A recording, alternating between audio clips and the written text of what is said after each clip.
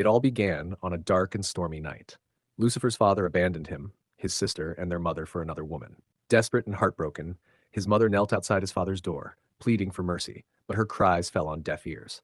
When the door finally opened, kindness wasn't waiting on the other side, just a ferocious dog with eyes blazing red. Their mother shielded Lucifer and his sister as the beast lunged for blood. She survived the savage attack only because the dog was called off. But the father's message was loud and clear: never come back. Years passed, yet the pain refused to fade. Just when life seemed to be getting back on its feet, tragedy struck once again. Lucifer's mother was framed and falsely accused of a terrible crime. Cornered and helpless, she made one last sorrowful call to Lucifer before stepping off the edge of a high-rise building. Lucifer raced to the scene, but fate was already sealed. He found his mother lifeless, and beside her, his 10-year-old sister sobbing her heart out. Yet tragedy had another card to play. Shortly afterward, an assassin came gunning for their lives, armed with a bloodied blade. Just when Lucifer thought his end was near, a mysterious man appeared like a ghost, killing the assassin in the blink of an eye. Promising safety for Lucifer's sister, the stranger took Lucifer under his wing. For 10 brutal years, Lucifer endured ruthless training. Meanwhile, war consumed the country, pushing China's borders to the brink of collapse. As the army crumbled under enemy fire, Lucifer stormed into battle alone, becoming death itself. Crushing tanks, slicing guns like paper, and cutting down enemy commanders like weeds. In one terrifying night, Lucifer turned the tide of war. His feats became legendary, earning him the name King of the War Wings Army. Yet, the true chaos was only just beginning. In the present day, Lucifer stood silently before his mother's grave, defiled, blood-stained, and openly mocked. He placed his hand on the gravestone, looking at his mother's gentle smile in the photo. A soft breeze whispered past as he spoke quietly. "Mom, I'm back. 10 years," he muttered, eyes darkening. 10 years since my father tossed us aside, bullied, cast away, left with nothing. His voice hardened with steel-like resolve. But now the king of the battlefield has returned. Hayden won't ever be the same.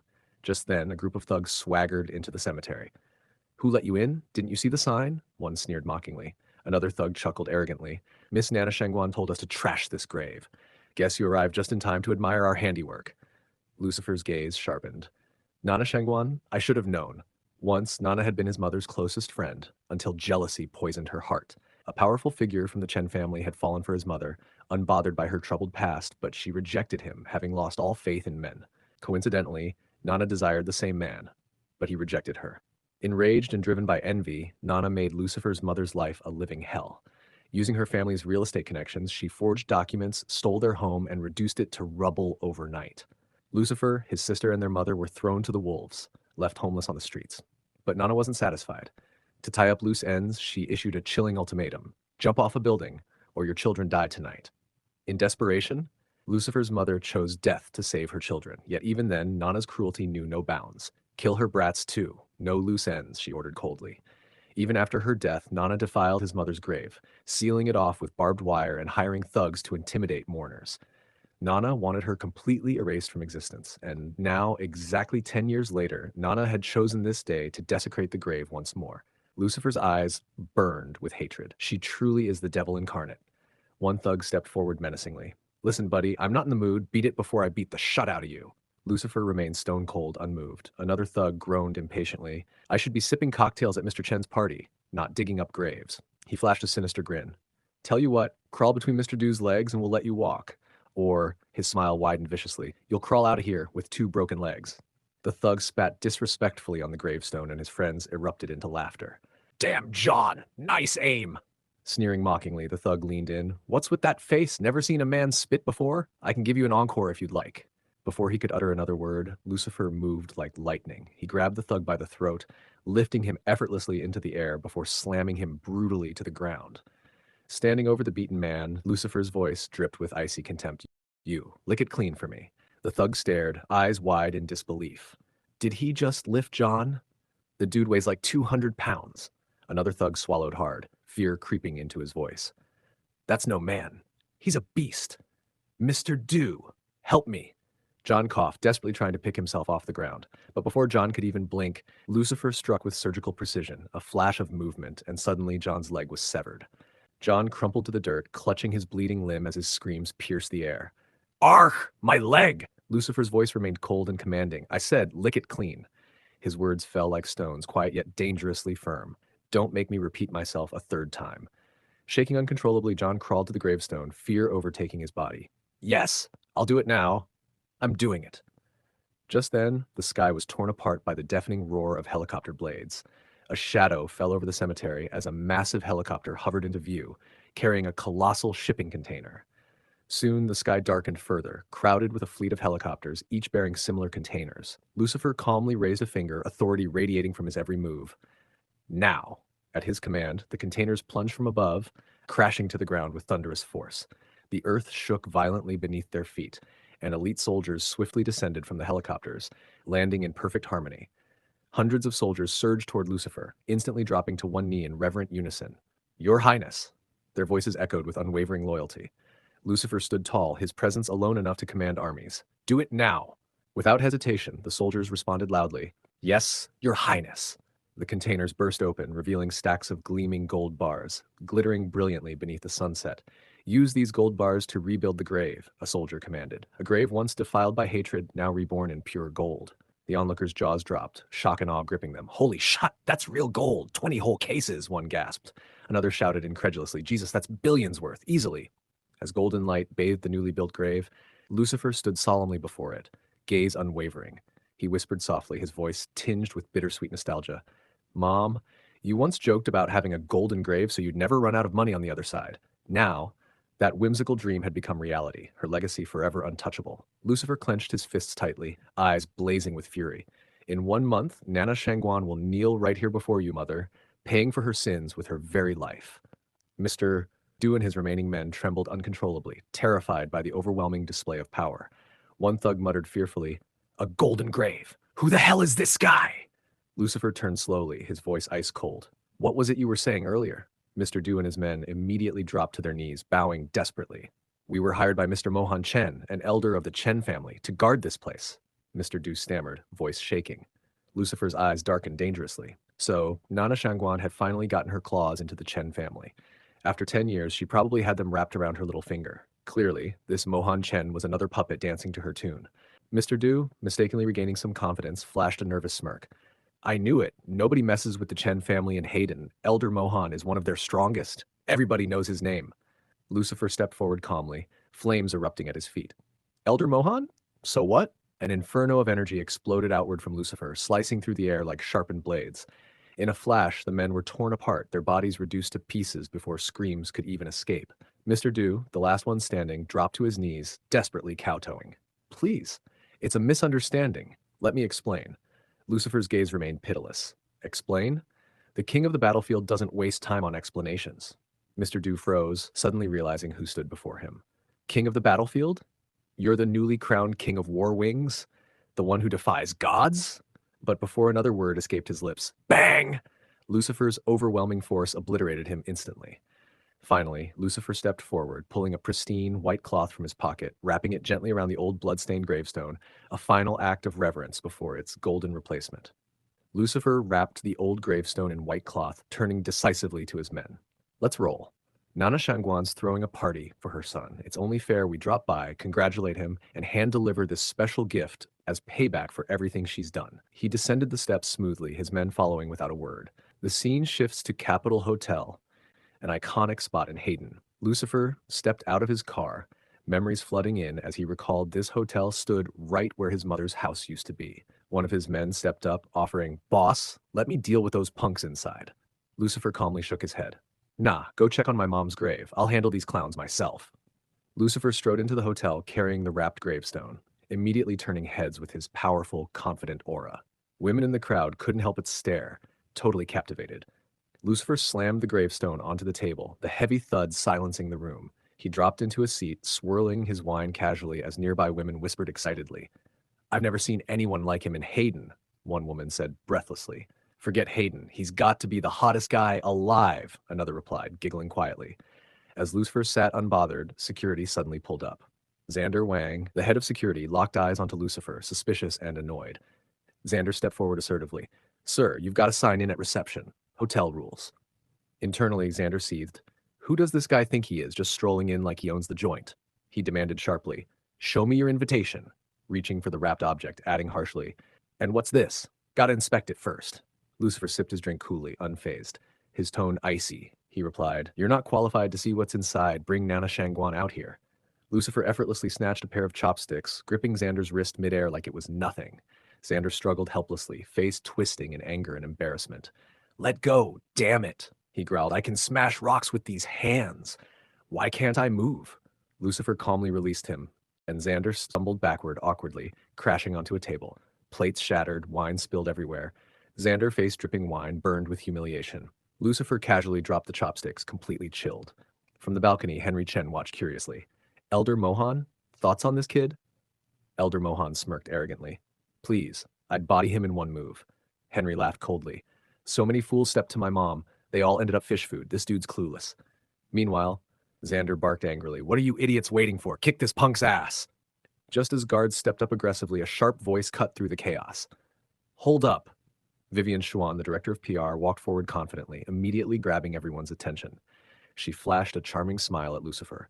Hey there, I'm Vivian Xuan, director of PR at Capitol Hotel. Call me Vivian.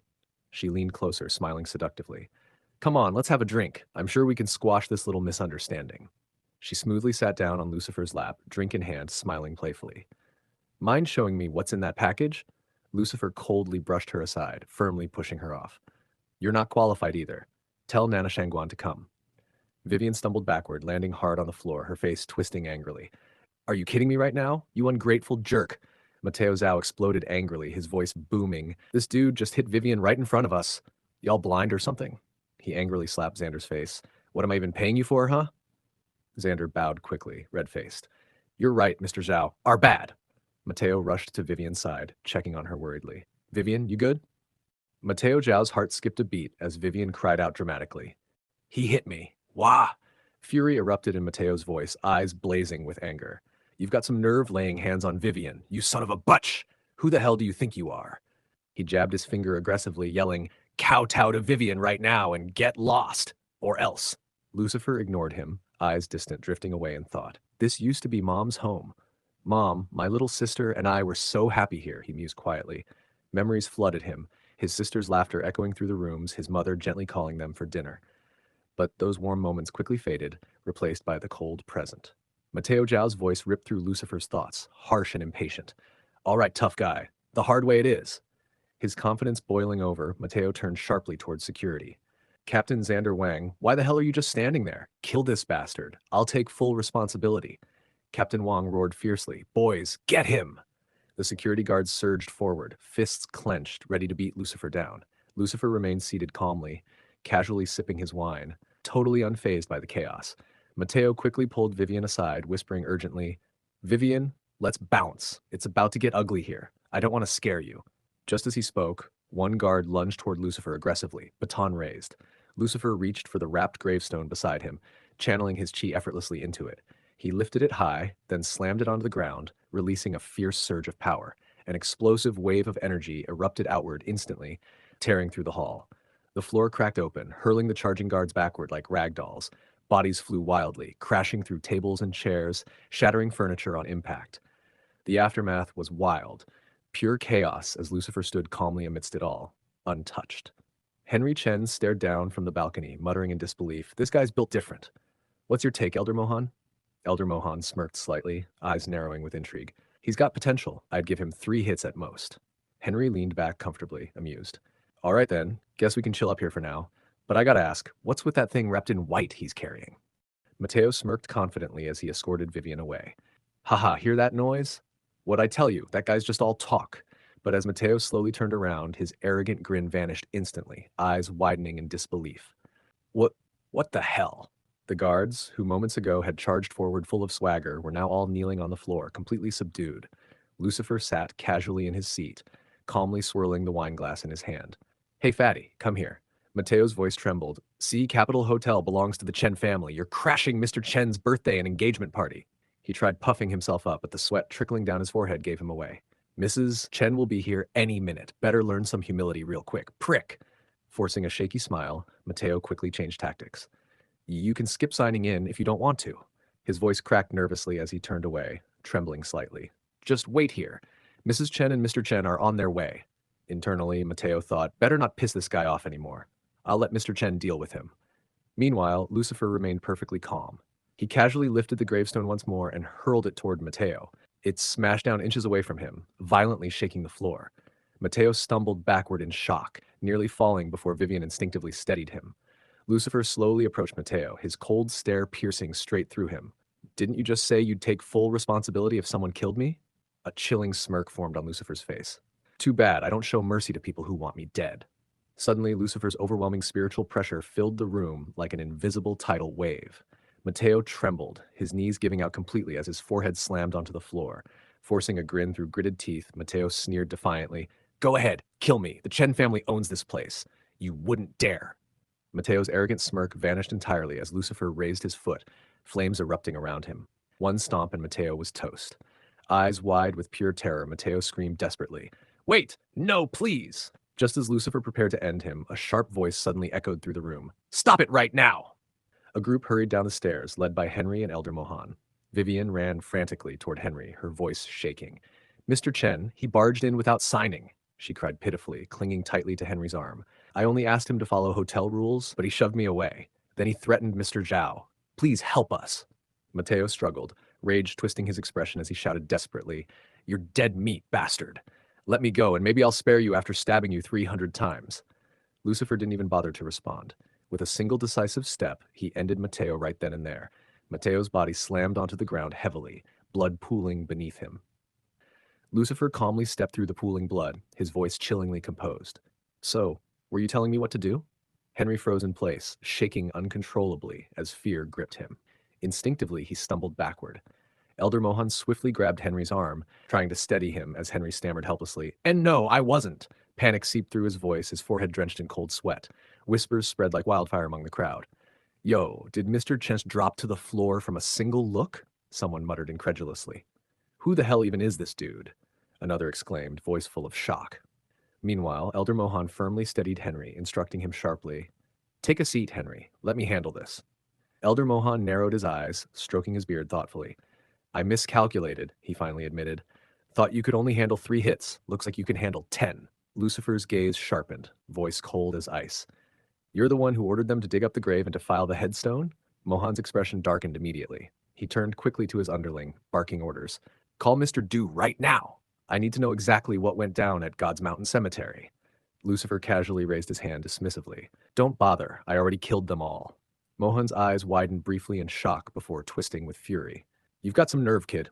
Who the hell are you?" He jabbed a finger toward Lucifer, demanding answers. Lucifer simply smirked, eyes filled with contempt. "You don't need to know." Lucifer smirked coldly. "You're eager to meet your maker, old man? I can arrange that. If you survive just 1 hit from me, consider it your win." Mohan's eyes blazed with fury, his voice thick with anger. "You're way too cocky, brat." He lunged forward, flames erupting violently from his hand as he charged at Lucifer with deadly intent. Lucifer calmly raised his hand, channeling his chi. Instantly, the gravestone soared toward him, crackling with fierce energy. Like a missile slicing through the air, the gravestone shot directly toward Mohan. Mohan's eyes widened in horror. "Oh, shh!" But before he could finish, the stone collided explosively, sending him flying backward in a fiery blast. He crashed down heavily, staggering as he tried desperately to regain his footing. The overwhelming force left him coughing violently, blood spurting from his mouth as pain ripped through him. Mohan clutched his chest, glaring furiously at Lucifer. "Who the hell are you?" he demanded, disbelief evident in his shaking voice. "Where the hell did this monster even come from?" Ignoring him completely, Lucifer sat down casually, his expression unreadable. "Do you have any pomegranates around here?" he asked calmly, his mind drifting to memories of his childhood, the big pomegranate tree towering in their backyard. He remembered his mother washing clothes beneath its shade while he and his sister laughed and played without a care. Mohan, still clutching his bleeding chest, snapped angrily. "Hey, forget the damn pomegranates! Answer my question!" He coughed painfully, trying to steady himself. "Fine, you're strong. I'll give you that. But the Chen family runs this city, and Baron Chen, the current patriarch, is the most powerful man in Hayden." Lucifer's eyes darkened dangerously as old memories resurfaced. Baron Chen was the man who once pursued his mother, causing Nana's jealousy to spiral out of control. Now Nana was his wife. Back then, nobody in Hayden dared challenge Baron Chen. Lucifer once believed Chen's feelings for his mother were genuine, until the day he overheard a conversation between Chen and Nana Shangguan. Lucifer clenched his fists tightly, eyes darkening as Baron Chen's cruel words echoed through his mind. "I'm the most desirable bachelor in Hayden. Why would I ever fall for a middle-aged divorcee? Get real." Lucifer's grip tightened further, rage simmering beneath his calm exterior. Chen was part of the reason my mom jumped. He's just as guilty as the rest of them. Mohan sneered arrogantly, surrounded by his men. Kneel by the front door and kowtow 1,000 times. Our patriarch's merciful. He might even let you keep your limbs for your funeral. Seeing Lucifer standing silently, Mohan smirked triumphantly, completely misreading the situation. Look at that. Mention Baron Chen's name once, and the kid's too scared to speak. Lucifer raised his hand impatiently, clearly done with the games. I asked if the hotel had pomegranates. Simple yes or no. I don't have time for nonsense. With a casual slap, Elder Mohan went flying through the air, shrieking in shock before crashing violently into the wall, collapsing it instantly into rubble. Silence fell like a blanket over the hall. Elder Mohan lay motionless beneath the debris, battered and bruised. Vivian gasped loudly, eyes wide in disbelief. No way. That's Elder Mohan. Lucifer turned calmly to Henry Chen. What about you? Do they have pomegranates here? Henry, shaking uncontrollably, stammered nervously. I don't think so, but I can send someone to get them. Lucifer's gaze pierced him sharply. Then do it. And remember, I asked for pomegranates. Meanwhile, on the fifth floor, a gathering between the families of the bride and groom was taking place. Sophia Shangguan, Nana Shangguan's sister, smiled politely as she spoke. Mr. Wen, the engagement of our children is wonderful news. Tinsley and Henry are such a perfect match. She continued graciously. Since Nana Shangguan and Baron Chen are currently away on business with no fixed return date, I'll be hosting today's engagement. I trust that's acceptable? Quincy Wen, patriarch of the Wen family, chuckled warmly. President Shangguan, you're too modest. Everyone in Hayden knows of your achievements. Having you as host is an honor. Turning toward Tinsley, Quincy added gently, make sure you spend some time with Henry when we head downstairs. Quincy Wen sighed heavily. Our family's facing tough times right now. We need strong allies. The only one in Hayden powerful enough to help us is Baron Chen. He looked at his daughter with sincere regret. Tinsley, I know Henry Chen isn't your type, but we're backed into a corner. I owe you big time for this. Tinsley nodded quietly, lost in thought. I've never had the luxury of choosing love over family, but there's someone who saved my life. I can't stop thinking about him. Without him, I wouldn't even be here. But that moment was so brief, I doubt we'll ever meet again, let alone thank him properly. Just then, a guard rushed into the room, panic written clearly on his face. President Shangguan. There's some guy raising hell downstairs. He killed Mateo Zhao and seriously wounded Elder Mohan. Now he's threatening Henry Chen. Sophia Shangguan slammed her hand on the table, furious. Who is he? How dare he? He'll pay dearly for this. Quincy Wen confidently stepped forward. President Shangguan, leave this to me. One strongly worded letter from me should be enough to send this troublemaker running. Sophia watched quietly as Quincy confidently wrote his letter, fully convinced his words alone would swiftly put an end to the chaos. After Quincy Wen finished writing, the guard respectfully took the letter, announcing with admiration, Mr. Wen is a legendary figure in calligraphy. Just one letter from him can make even the toughest man break out in a cold sweat. Meanwhile, Tinsley turned to her father, quietly asking permission to go downstairs. Quincy nodded gently, giving his consent. As Tinsley Wen gracefully descended the grand staircase, every head in the room turned in awe. So that's Tinsley Wen? She's drop-dead gorgeous. Man, I'd die a happy guy if I got to marry a woman like her. As Tinsley's eyes swept across the chaotic hall, thoughts raced through her mind. Who exactly is this fearless troublemaker causing all the fuss? Suddenly, her gaze landed on Lucifer, sitting casually, swirling his drink without a care. Her heart skipped a beat, realization hitting her like a lightning strike. It's him. That's him, she whispered softly, pulse quickening as memories flooded back. 2 years ago, I traveled with my father for a business deal, she recalled, but things had quickly taken a dark turn. The deal collapsed, and our partner betrayed us, kidnapping both me and my father. In that moment, I truly believed I was going to die. But just when I'd lost all hope, a mysterious man had descended from above, like a warrior straight from a kung fu movie, sending cars flying effortlessly. He had saved both her and her father without even breaking a sweat. Even now, after all these years, I can't get him out of my head. No man I've met since even comes close, she thought, her emotions bubbling over as she ran toward him. Nearby, a guard helped Henry Chen back onto his feet, quietly informing him, Mr. Chen, your fiancée, Miss Wen, is coming downstairs to see you. Hearing this, Henry's confidence instantly swelled. She's finally coming to me? He'd spent ages trying to get close to Tinsley Wen, but she'd always kept him at arm's length. Henry smirked proudly, straightening himself up. Looks like I've finally won her over. Henry Chen spread his arms confidently, flashing his best smile as he prepared to greet Tinsley. Tinsley, my bad if I scared you. See, I'm all good now. But before he could finish flexing, Tinsley breezed right past him like he was invisible, throwing herself straight into Lucifer's arms. I've been missing you like crazy all these years, she blurted out passionately, clinging onto him for dear life. The crowd immediately exploded into shocked murmurs, eyes practically popping out of their heads at the scandalous scene. Yo, hold up. She's stepping out on Henry Chen already? They're not even hitched yet. One man exclaimed in disbelief. Henry stood there frozen like a deer caught in headlights, his face ghost white. His fiancée had just publicly hugged another man right in front of him at their own engagement party, no less. Tinsley's eyes went wide with amazement as realization hit her full force. No way. It's really you. Lucifer's mind flashed back to 3 years ago. He'd unknowingly rescued his childhood friend. Back in those days, he and his sister had been the black sheep everyone avoided, but Tinsley Wen had stood by them even when her powerful family threw shade. My dad and I would have been goners if it wasn't for you, Tinsley confessed earnestly, gratitude filling her eyes. I never got the chance to thank you properly. I'm Tinsley Wen. What's your name? Lucifer met her gaze steadily, lips curving into a playful smirk. Fend Zhan, he replied casually. Fend Zhan, he echoed, one of many aliases he'd worn like masks, names born out of necessity. His real name, Mucifer Zhan, had been tossed aside years ago by the man who took him in, calling it childish. Tinsley tilted her head thoughtfully, a spark of recognition flickering. That's wild. One of my best friends growing up had the last name Zhan too, but I haven't seen him in ages. Lucifer's lips curved knowingly. Don't worry. I bet you'll cross paths again someday. Little did she know, the friend she'd missed for so long was standing right in front of her. Meanwhile, upstairs, the guests finally relaxed, tension fading away. Looks like the drama's finally wrapped up. Time to chill and refill these drinks. Another guest laughed, shaking his head. Man, Baron Chen might run Hayden with an iron fist, but Mr. Wen, his words alone got that dude downstairs running scared. Just as everyone was hyping up the upcoming marriage, a guard suddenly burst into the room, panic clear on his face. Mr. Wen, bad news, that dude downstairs. Wen smirked confidently. Let me guess. Now he's begging me to write something special just for him? He chuckled arrogantly. Tell him it's already an honor if he gets even 3 words from me. He should frame them and worship them when he gets home. But the guard, completely panicked, quickly interrupted. No, Mr. Wen. It's Miss Wen. She was all over him, right in front of everyone. Before Quincy Wen could process the shock, the guard rushed in urgently, grabbing his arm, panic written all over his face. Mr. Wen, please hurry and come see this. Quincy quickly set his drink down, following the guard through the hallway, his heart starting to race. As they reached the balcony and peered over, his expression instantly darkened at the shocking sight. His daughter openly hugging someone who definitely wasn't Henry Chen. What the hell?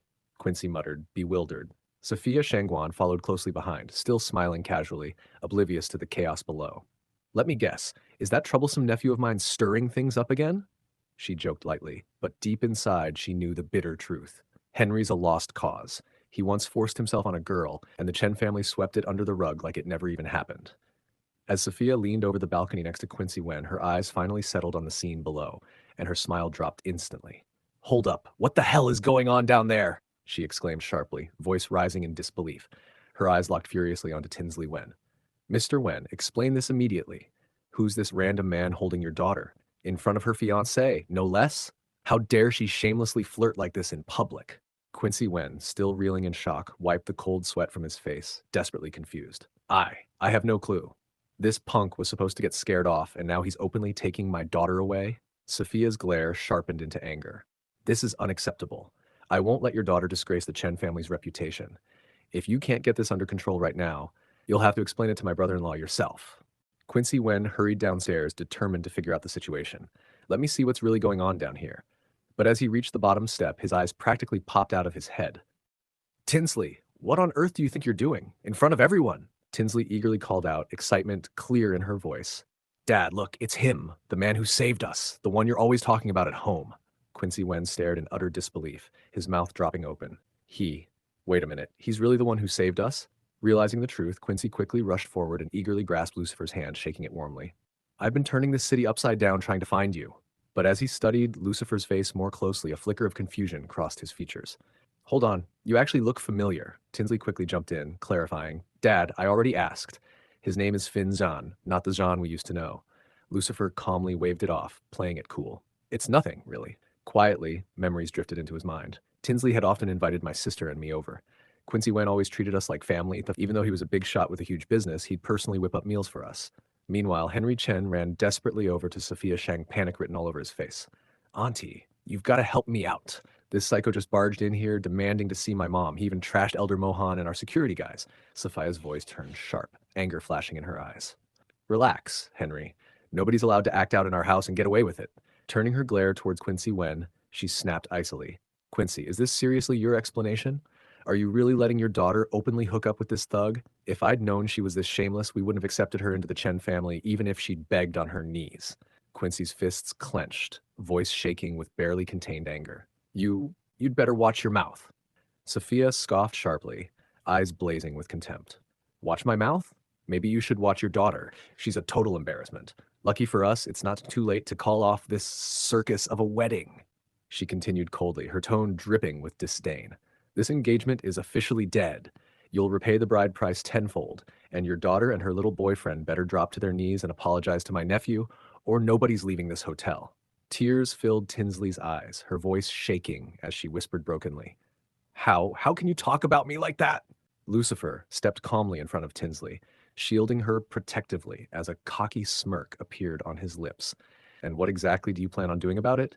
You think you can stop us by force? Without missing a beat, Sophia called out sharply, Mr. Westwind!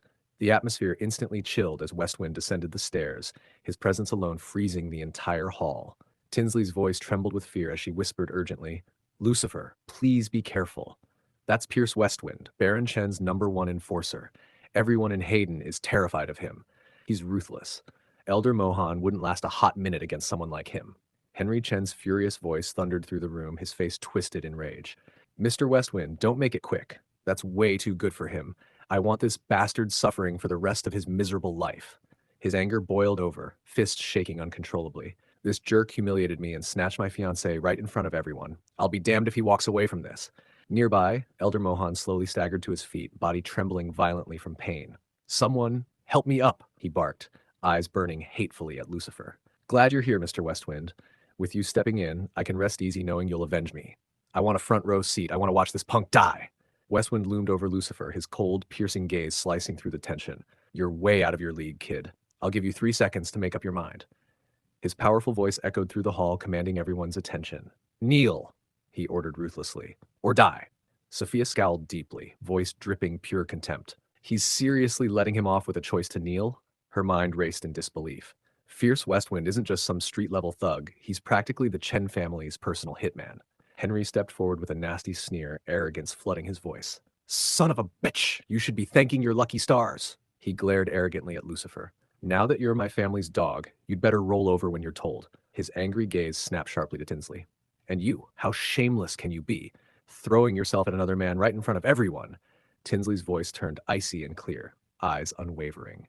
Henry Chen, let me make it crystal clear, I have zero interest in you. From now on, stay out of my life. Henry spat angrily, losing his composure. What did you just say? You're so caught up with this bastard you've forgotten who you are. His hand shot forward aggressively. But before he could touch Tinsley, Lucifer calmly stepped between them, gently tapping Henry's cheek as if scolding a child.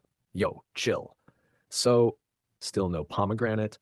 He asked lightly, treating the chaos around him as nothing more than a minor annoyance.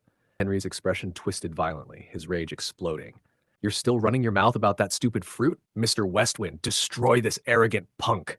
Westwind instantly launched himself forward like a bullet, sparks igniting across the marble floor from his sheer speed. His fist blazed with furious energy as he lunged toward Lucifer, his voice booming like thunder. Time's up, punk! You're dead meat!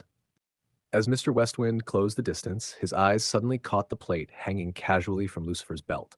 His breath hitched instantly. It looked exactly like the legendary general's plate. The War Wings division was straight up legendary. 100,000 elite soldiers who'd reclaimed lost territories in the infamous Battle of Dragon Tower. Only their top generals got to flex these special plates. Westwind had once tried to join their ranks himself, but washed out immediately. The plates were ranked clearly. Iron, bronze, silver, then gold, but at the very top, the rare black plate, marked with a majestic rock, was reserved exclusively for a genuine warlord. Fierce Westwind lunged forward aggressively, flames blazing, but Lucifer vanished in a split second, disappearing like smoke in the wind. Before anyone even realized what happened, Lucifer reappeared effortlessly in front of Henry, leaning in with mock politeness. Where's my pomegranate? Westwind roared furiously, flames exploding around his clenched fist. You're finished, brat. Try being humble for once in your miserable life. Get ready to meet your maker.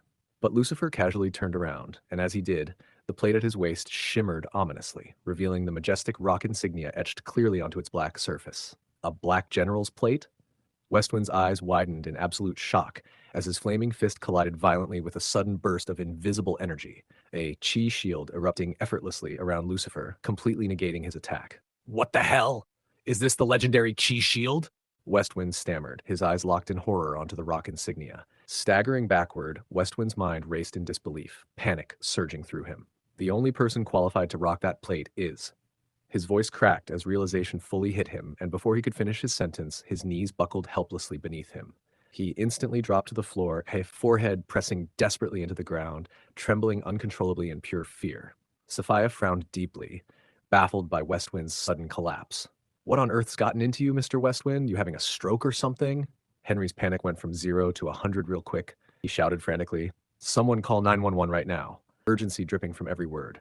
Vivian quickly rushed forward, attempting to defuse the chaos. "Relax. We've got first aid kits right here in the hotel." The medics burst into the room, quickly assessing Westwind's condition. "Hang tight, Mr. Westwind. We'll get you stable before rushing you to the hospital," Henry yelled frantically, panic rising. "He's having a stroke. This is life or death. He needs emergency treatment right now or we're going to lose him."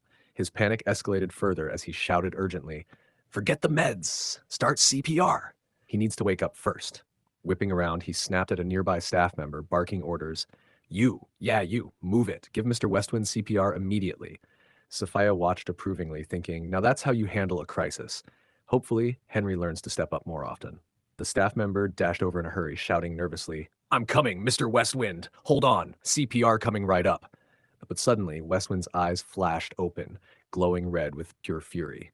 "Get your hands off me," he roared, unleashing a fierce slap that blasted the staff member straight into the medics, knocking everyone down like bowling pins. Henry staggered back, totally stunned. "Mr. Westwind, what the hell are you?" Westwind, fully enraged now, swiftly delivered a powerful slap straight across Henry's face, sending him stumbling backward. "Do I look like I'm having a stroke, you idiot? Are you blind?" he thundered. Glaring at Henry with bitter contempt, Westwind thought furiously. Baron Chen might be sharp as hell, but his kid's a worthless waste of space. Westwind spun around sharply, fixing Sophia with a piercing glare as she challenged him. "Mr. Westwind, have you completely lost your mind?" she demanded angrily. Westwind sneered internally, stepping back in disgust. "I'm not going down with these idiots. Arrogance only works if you've got brains to back it up. Sophia Shangguan is exactly the kind of fool who thinks she's untouchable." Sophia's face twisted in rage, voice rising. "How dare you speak to me like that, you worthless thug? When my brother-in-law returns, I'll..." Before she could finish her threat, Westwind's palm smacked her face with a brutal slap, spinning her body violently as she crashed onto the floor, jewelry scattering everywhere. Her dignity shattered instantly. Sophia scrambled back to her feet, seething with humiliation and fury. "You traitorous dog! Security! Drag him out immediately!" But before anyone could move, Westwind's palm struck her face again, snapping her head sharply to the side. Panic surged through Westwind's thoughts as realization finally hit him. Baron Chen may be a big shot around here, but at the end of the day, he's just a local thug compared to someone who defies gods. His body trembled, fear flooding him. Damn, I was blind. Hopefully that man will overlook my stupid mistake earlier and spare my worthless life. Sophia seethed furiously, glaring daggers at Westwind. "You worthless traitor, are you teaming up with him to humiliate my family? I'll have you both fed to the dogs." Suddenly, an explosion rocked the hall, sending shockwaves through the room. From the thick smoke emerged Tank, Lucifer's trusted subordinate, charging forward at lightning speed. Sophia recoiled in horror, eyes wide with panic. "Who the hell are you? What do you want?" Tank effortlessly grabbed her leg, lifting her into the air as if she weighed nothing at all. His voice echoed through the hall, cold and merciless. "Anyone who disrespects His Highness gets wiped out." Without hesitation, Tank slammed Sophia viciously into the ground, the thunderous impact cracking the floor beneath her. Relentlessly, he hauled her up again, his grip like iron, before driving her down once more with a devastating thump, leaving cracks and debris flying everywhere. Tank stood imposingly over Sophia's battered form as she sprawled weakly on the shattered floor, coughing painfully. Please, she choked out, barely audible. Ignoring her pitiful plea, Tank calmly reached for his massive hammer, gripping it tightly. Without a moment's hesitation, he swung it down brutally. Bang! Bang! Bang! Strike after ruthless strike landed mercilessly, each powerful blow sending tremors through the entire room. Tank finally exhaled, resting his hammer beside him. He turned respectfully toward Lucifer, his voice steady. "Your Highness, the boys are taking care of things at the cemetery. Thought I'd drop by in case you needed anything." Lucifer smirked slightly, crossing his arms casually. "Tank, this is a hotel, not a war zone. You can't just smash up everything in sight with that giant hammer of yours." Tank turned, looming ominously over the terrified underlings, gripping his hammer tighter. Anybody stupid enough to stand in His Highness's way gets introduced to my hammer. Mr. Westwind visibly trembled, realizing how easily Tank could flatten him into a pancake. If that hammer even grazes me, I'm dead meat. Nearby, the elder's face drained of all color as the realization hit him like a freight train. This mountain-sized brute works for that kid? How powerful is this guy? Damn it, I totally miscalculated. Vivian and the remaining bodyguards, their confidence completely shattered, dropped instantly to their knees in terrified surrender. Henry trembled uncontrollably, hands shaking as he pleaded desperately, "Please, please, don't kill me." Lucifer's calm voice sliced through the tense silence. "Where's the thing I asked for?" He lightly slapped Henry's face, snapping him back to reality. Henry stammered nervously. It's coming right up." He whipped around frantically, yelling at one of his underlings. "Hey, where the hell is it?" Moments later, Henry presented the item to Lucifer, bowing his head submissively. "My apologies, sir. Here's the pomegranate tree you requested." Lucifer examined the tree briefly, lips curving into a faint smirk. "Nice, this'll make a perfect surprise for my sister." Henry, still shaking like a leaf, forced a shaky smile onto his face. "And now that you've got your pomegranate, my parents are currently abroad. Maybe you could come back another day?" Lucifer turned calmly, his expression unreadable but cold as ice. "In that case, accept this little gift on behalf of your mother, and tell her." Lucifer's eyes darkened as he hurled the gravestone forward, his voice turning chillingly cold. "I'm coming for your whole family in exactly 1 month." With a powerful bang, the heavy slab crashed down, sending shockwaves rippling through the room. Henry tried to move but found himself unable. Looking down, his face instantly turned ghostly pale. He realized the massive slab had crushed his legs beneath it. He screamed in agony, face twisted in unbearable pain. Lucifer didn't spare him another glance, turning around casually, coat billowing dramatically behind him as he strode away. Tank gripped the wheel of the sleek white Range Rover as they cruised smoothly through the bustling city streets. "Your Highness, you ready to go see Whitney now?" he asked, glancing respectfully toward the rearview mirror. Lucifer leaned back casually in his seat, the pomegranate tree gently resting on his lap. He nodded slowly, allowing himself a rare, genuine smile. "Yeah, let's roll." Whitney, that was his sister's birth name. After all these years of relentless searching, they'd finally tracked down her location. Lucifer was now headed to reunite with her. The moment he dreamed about for years was finally here. Lucifer stared thoughtfully at the grand entrance of Hayden First High, the city's top-tier school, reserved only for the cream of the crop. Whitney Zhan, his little sister, attended here. #1 in the entire city. Lucifer reflected quietly. Her name's Yvonne Long now. After I left, our aunt had no choice but to hide her away with a close friend to keep her safe from Nana, Shangguan, and Baron Chen. It's been 10 long years. Back then, she was just an innocent little girl. Now she's all grown up. From a distance, a group of thugs lounged casually near the sidewalk, trading crude jokes and snickers among themselves. "Yo, that chick's smoking hot. She's a total knockout and ripe as hell." One thug snickered, voice dripping with filth. The laughter grew quieter, but even nastier. "That's the hottest girl in Hayden First High, man. Bet she's untouched too. Boss is gonna have one hell of a night." "Enough talk," the leader Jack grunted irritably. "The boss wants that girl, so we're here to deliver. But listen up, no funny business, got it? Mr. Pooh's got a nasty temper, and I'll throw your asses under the bus if anything goes wrong." From afar, the thugs continued moving, their smirks turning more twisted. "Relax, Jack. We're just kidding around," one muttered. "Yeah, lighten up. It's all just banter." Another laughed nervously, but Jack wasn't amused. "Shut it!" he snapped fiercely. "Wait till she's alone somewhere quiet after school, then we make our move. Keep it quiet. No witnesses." Their twisted plan was already underway. One thug attempted to ease the tension. "Chill out, Jack. We scoped it out already," he reassured casually. "Her parents ain't the fighting kind. Mr. Pooh just tosses them a few bucks and a good scare and they'll shut right up." Jack immediately slapped him hard across the face, voice sharp, and furious. "Watch your damn mouth! That girl should feel lucky Mr. Pooh even looked her way. There ain't no money involved, idiot." Jack knew loose lips could offend Mr. Pooh, and offending him was practically signing your own death warrant. His expression darkened further. "Once Mr. Pooh finishes, maybe we'll have some fun ourselves," he muttered darkly. Then, sharply barking orders, he snapped, "Now get that damn car out of the way."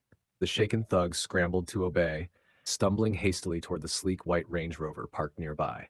He slammed his palm rudely against the window, shouting impatiently, "Hey, move your ride, asshole! You're blocking our business!"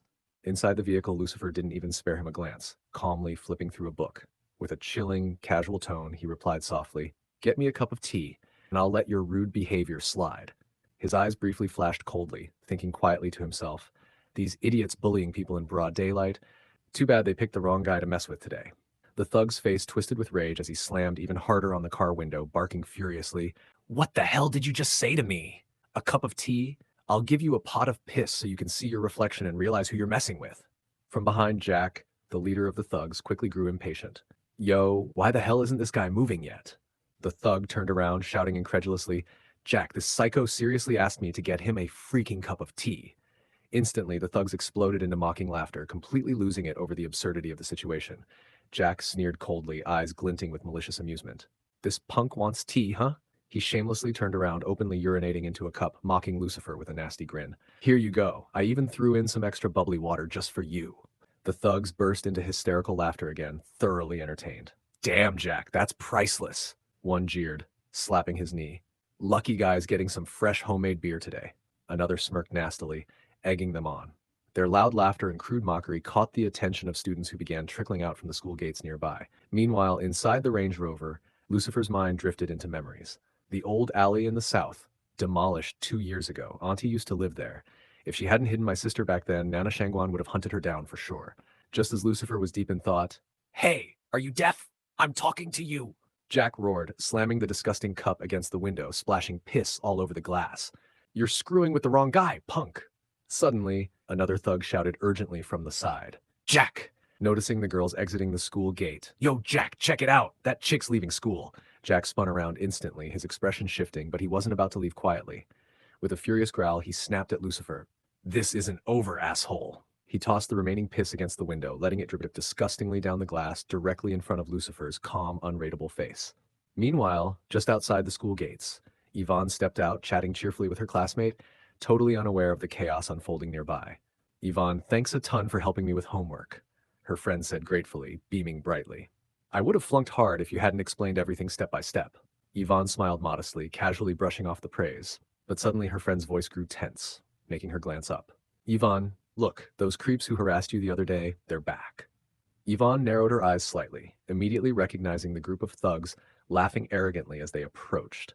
Her friend tugged nervously at her sleeve, whispering urgently, Come on, Yvonne, let's find a teacher, quick! Meanwhile, a group of female classmates, girls who'd always been jealous of Yvonne's looks and popularity, began whispering loudly behind her back. Oh, look, those creeps are back again, one girl muttered smugly. Another's eyes narrowed maliciously at Yvonne, a cruel grin spreading across her face. Would you look at her? She practically screams trouble. Yvonne glanced back, her heart sinking slightly as their whispers reached her ears clearly. I know, right? No wonder she's always the target, another snickered nastily. There's always a reason. Jack stepped forward, a smug grin plastered across his face. Hey there, princess. Where do you think you're running off to today? A few brave male classmates immediately stepped in front of Yvonne, trying to shield her. Show some respect, man. This is a school. You can't bully her here, one of them shouted bravely. Jack swiftly grabbed the boy by his collar, snarling fiercely in his face. Kid, who do you think you're talking to? I am the law around here. Without another word, Jack swung his arm, slapping the boy so hard his head spun like a cartoon character. Yvonne quickly stepped forward, worried for their safety, and shouted bravely, Stop it! Get out of here! I can handle myself! Jack chuckled darkly, stepping closer with a twisted grin. Little girl, quit resisting. You're coming with us whether you like it or... Just then, the sharp screech of tires tore through the air, causing everyone to whip their heads around dramatically. An orange motorcycle skidded stylishly into view, halting sharply right in front of them. Yvonne, hop on, quick! The rider shouted urgently. Yvonne's eyes widened in surprise and relief. Miss Xia? Without hesitation, Yvonne jumped onto the motorcycle, gripping tightly as Miss Xia kicked it into high gear. The bike roared to life, spraying dust and dirt all over the bewildered thugs as they sped away dramatically. Jack stood frozen, jaw clenched so tight he looked ready to bite steel. One clueless lackey blurted out nervously, Jack! They took off with the girl. Should we chase after them? Without missing a beat, Jack smacked him firmly across the back of the head. They're on a motorcycle, you dumbass. What are you gonna do, run after them like an Olympic sprinter? Jack scoffs loudly, flicking his cigarette aside with casual disdain. Try using that thing on your shoulders once in a while, he says, mockingly tapping his temple. You'll need it when you're stepping around the law. Capiche? One of his thugs leans in eagerly, sensing Jack had something up his sleeve. Yo, Jack, you must have a plan, right? Jack smirks confidently, eyes gleaming maliciously. That chick's old man runs a food stall down at the night market. Where else would she hide out? He chuckles darkly, adding, Besides, I'm starving. Let's give her dear daddy a chance to treat us to dinner, courtesy of the house, of course. The thugs burst into nasty laughter, thoroughly amused by the idea. Hell yeah, that's a solid plan. One grins. Another thug pats Jack approvingly on the shoulder, laughing loudly. Free grub and chicks! You're the man, Jack! Unseen by them, Lucifer watches silently from his car, his eyes narrowing dangerously as his grip tightens around the steering wheel. Asshole, he mutters coldly to himself, voice dripping with quiet fury. Above, the city sun blazes brightly, heat shimmering off the pavement as the motorcycle speeds through traffic. Miss Shia stays laser-focused on the road ahead, while Yvonne clings tightly to her waist. Eventually, the motorcycle slows down as it rolls into the bustling night market. Miss Shia carefully maneuvers through stalls packed tight with sizzling food and chatting customers until they spot him. Donald Long, Yvonne's adoptive father, expertly grilling skewers at his small stand. Yvonne hops off the bike, her face lighting up with a warm smile. Dad, I'm home from school! Donald glances up from the grill, his expression softening. Sweetheart, go inside and start your homework. I can handle things out here. Then, noticing Miss Shia behind Yvonne, he immediately brightens, calling out cheerfully, Oh, Miss Shia, perfect timing. I'm just finishing up this lamb leg. This one's for you. Miss Shia smiles politely, shaking her head gently. Thank you, but I really can't. I've got something urgent to attend to. Donald insists warmly, refusing to take no for an answer. Miss Shia, no matter what you've got planned next, you must eat first. It's fresh off the grill. Please enjoy. Yvonne leans in close, hugging Miss Shia's shoulders affectionately as she whispers softly, Miss Shia, can you please keep what happened earlier between us? I don't want my dad worrying about me. Donald, completely unaware, gently places a small cake on the table, his face filled with warmth and slight embarrassment. Happy birthday, Yvonne. His eyes soften, guilt shadowing his expression as he sits down. I'm sorry, sweetie. This little cake is all I could afford. Sorry I couldn't get you a bigger, fancier one, or buy you any expensive gifts. Please forgive your old man. Tears quickly well up in Yvonne's eyes, but she smiles brightly at her father, shaking her head. Dad, I told you not to waste money on my birthday. I don't need cakes or gifts, just one of your lamb legs, and I'm the happiest girl in the world. Miss Shia leaned in gently, smiling softly. Yvonne, go ahead. Make a wish. Yvonne nodded warmly, hands pressed together in a quiet prayer-like pose. I want Mom and Dad to stay healthy, and my biological mom, may God bless her soul, to be at peace, far away from all hatred and pain. She closed her eyes, heart heavy yet hopeful, silently finishing her wish. And please, let me reunite with my brother soon. Her mind drifted briefly, lingering on the brother she hadn't seen for 10 long years. Lucifer, you've been gone for so long. How are you doing now? Do you have someone who loves and cares for you? But suddenly, the loud screech of tires shattered the peaceful moment. Doors slammed open as a van skidded to a halt nearby, jolting everyone back to reality. Yvonne's eyes widened in shock as Jack stepped out with a nasty, smug grin. Thought you had something important going on. Turns out it's just your birthday. He stormed forward, rudely grabbing a chunk of birthday cake. He took one bite, grimaced dramatically, then spat it out in disgust. Bah, what's this crap? Tastes like piss, he sneered, throwing the plate aside. Without hesitation, Jack flipped the entire table over, sending the cake and everything on it crashing to the ground with a loud clatter. He glared at Donald, jeering cruelly. You broke-ass old man. Can't even afford a decent cake. You're pathetic. Not even a real man. Why don't you just end yourself? Suddenly, Miss Shia stepped in front of Yvonne protectively, arm raised firmly. Back off, she demanded.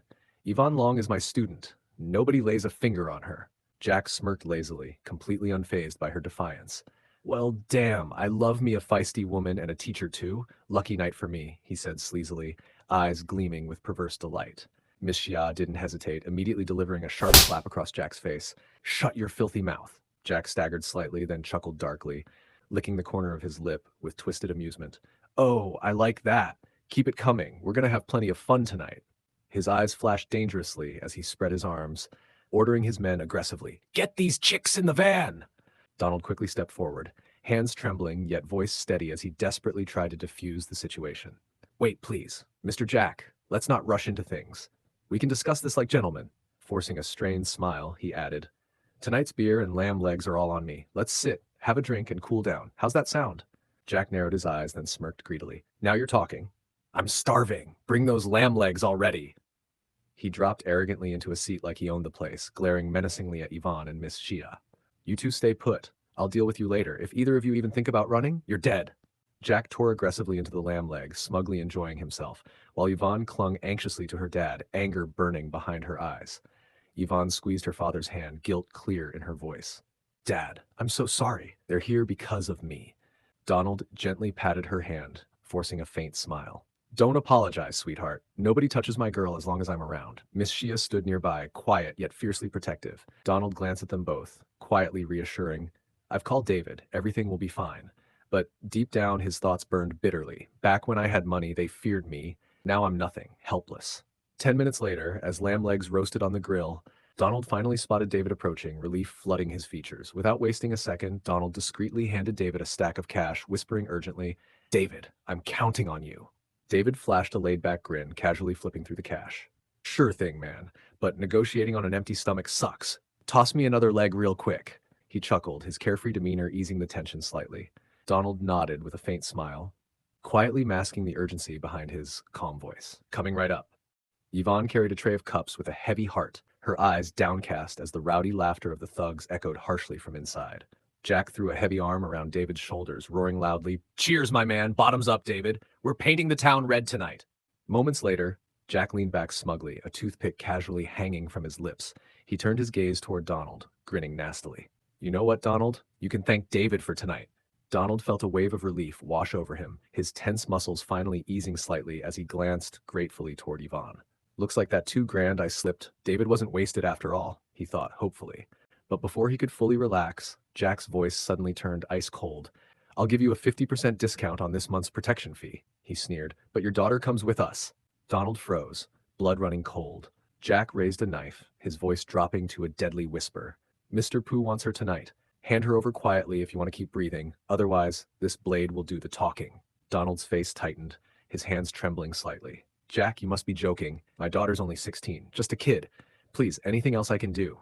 Anything at all." Jack's slap cracked sharply across Donald's face, sending him stumbling backward, ears ringing. Jack spat viciously, eyes blazing with disgust. "What could a broke bastard like you possibly offer? Still dreaming about when you used to be somebody, huh?" David stepped in closer, his voice low and venomous. "Pick your battles wisely, Donald. This ain't one of them. Mr. Pooh doesn't take no for an answer. Hand your girl over and you might still walk away alive." Donald's anger erupted, his voice shaking but fierce. I won't let you bastards walk all over me. Anyone who wants to touch my daughter will have to step over my dead body first." David's eyes narrowed dangerously. "Shut your damn mouth, old man. I was being polite. If it weren't for that damn cash, I'd have walked away ages ago." Before Donald could move, two thugs grabbed him roughly from behind. Jack growled menacingly, "Get down on your damn knees!" Donald was forced painfully to the ground. Jack spat right in his face, sneering cruelly, "She should count herself lucky Mr. Pooh wants her. Hell, you can't even afford a cake. You're nothing but bad luck. Anyone near you just ends up miserable." One thug stepped forward, flashing a crooked grin at Yvonne and Miss Shah. "Ladies, be dolls and come with us quietly. Nobody needs to get hurt." Miss Shah immediately shielded Yvonne, glaring fiercely at the thugs. Behind them, Donald fought furiously against the thugs restraining him, using every ounce of strength left in his body. The sudden surge of adrenaline, Donald broke free, sending the two thugs sprawling backward. Fueled by pure rage, he grabbed a nearby chair and smashed it straight into Jack's smug face with an explosive bang, refusing to go down without a fight. Jack wiped blood from his split lip, eyes blazing with fury. With a savage roar, he lunged forward, driving his foot viciously into Donald's face. Jack roared furiously, "Get him! I want him dead today." Immediately, his thugs descended upon Donald, kicking him mercilessly as he lay helpless on the ground. Yvonne desperately threw herself in front of her father, screaming, "Don't touch my dad!" Nearby, whispers echoed through the tense crowd. One woman shook her head sadly, murmuring, "That poor family." "I know," her companion replied grimly, voice low and resigned. "But Jack's the biggest bully around Titan Night Market. Nobody dares cross him." Suddenly and entirely intentionally, a sleek white SUV screeched around the corner, slamming violently into Jack's van with a deafening crash of twisted metal and shattered glass. Out of the billowing smoke stepped Lucifer, his presence instantly commanding the entire scene. His calm yet piercing gaze swept over the thugs assaulting Donald, eyes narrowing dangerously.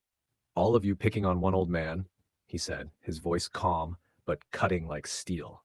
"Aren't you ashamed of yourselves?" As Lucifer emerged through the clearing smoke, quiet gasps and whispers erupted among the bystanders, especially the girls, who suddenly found themselves blushing furiously, hearts fluttering. "He's not just cute," one girl murmured dreamily, practically swooning on the spot. "He's literally the most beautiful man I've ever seen." Another clutched dramatically at her chest, sighing breathlessly, "Oh my God, I can't handle this. I need to date him like yesterday." Meanwhile, Yvonne's eyes widened in disbelief as the dust slowly cleared.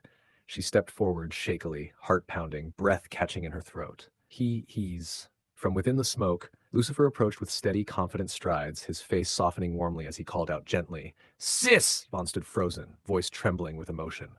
"Are you really Lucifer?" With a radiant smile framed by sunlight streaming behind him, Lucifer nodded softly. It's me, Lucifer. I'm back. Almost instinctively, Yvonne pinched her cheek to be absolutely sure. It's not a dream, she whispered, tears pooling in her eyes. Then, without hesitation, she rushed forward, throwing herself into Lucifer's open arms. You're really back! You're finally home! She cried joyfully, her voice thick with relief and happiness. Yvonne cupped his face gently, eyes sparkling through her tears. I wished so hard to see you again, and here you are. Her voice softened hopefully as she smiled faintly. Lucifer, will you stay? Lucifer gently held Yvonne close, his voice warm yet firm. Yes, I'm staying. From now on, anyone who lays a finger on my sister becomes my enemy. His eyes narrowed sharply, a powerful aura radiating from him. I am the king of war wings. Half the land bows to me, and my word is absolute. I never break a promise. Jack stormed forward furiously, eyes blazing with rage. So it was you, that little punk from the school, he spat venomously. Back for more humiliation, huh? Sneering nastily at Lucifer and Yvonne, he growled. If you're really her brother, then you owe me 1.2 million for wrecking my van, or you're not leaving this night market alive. Lucifer glanced curiously at Yvonne, completely unfazed by Jack's rant. Yvonne, today isn't your actual birthday, is it? She smiled softly, eyes gentle. Not my real one, but 10 years ago today, Auntie brought me into this family. My dad always calls it my second birthday. She chuckled quietly, adding, so I celebrate both. Lucifer nodded warmly, a faint smile on his lips. I see. Without another word, he turned calmly toward the SUV, leaving everyone momentarily speechless. Moments later, Lucifer returned carrying a delicate pomegranate bonsai. Here, he said softly, presenting it to Yvonne. My birthday gift to you. Her eyes instantly lit up, sparkling brightly. Pomegranate! I love it so much! She exclaimed happily, holding it close. Meanwhile, Jack's face twisted with fury as Lucifer calmly ignored him, his gaze firmly fixed on Yvonne. Trembling with rage, Jack screamed wildly, You trashed my car, asshole!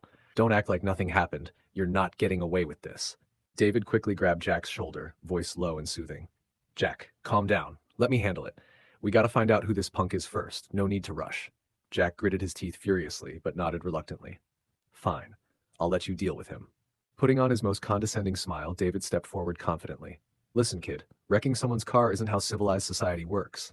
He smirked arrogantly, adding, but since Donald Long and I go way back, I'll cut you a deal. Pay Jack $1 million, kowtow until he feels better, and we're golden. Deal? Lucifer, completely ignoring both Jack and David, gently said to Yvonne, Whitney, after you're done admiring the pomegranate, would you take me to see Auntie? It's been 10 years. Yvonne's eyes flickered with emotion as she quietly nodded. Auntie. Okay. Lucifer noticed her hesitation, gently placing his hands on her shoulders. What's wrong, Yvonne? Did something happen to Auntie? She looked down, troubled. Auntie has been facing some issues.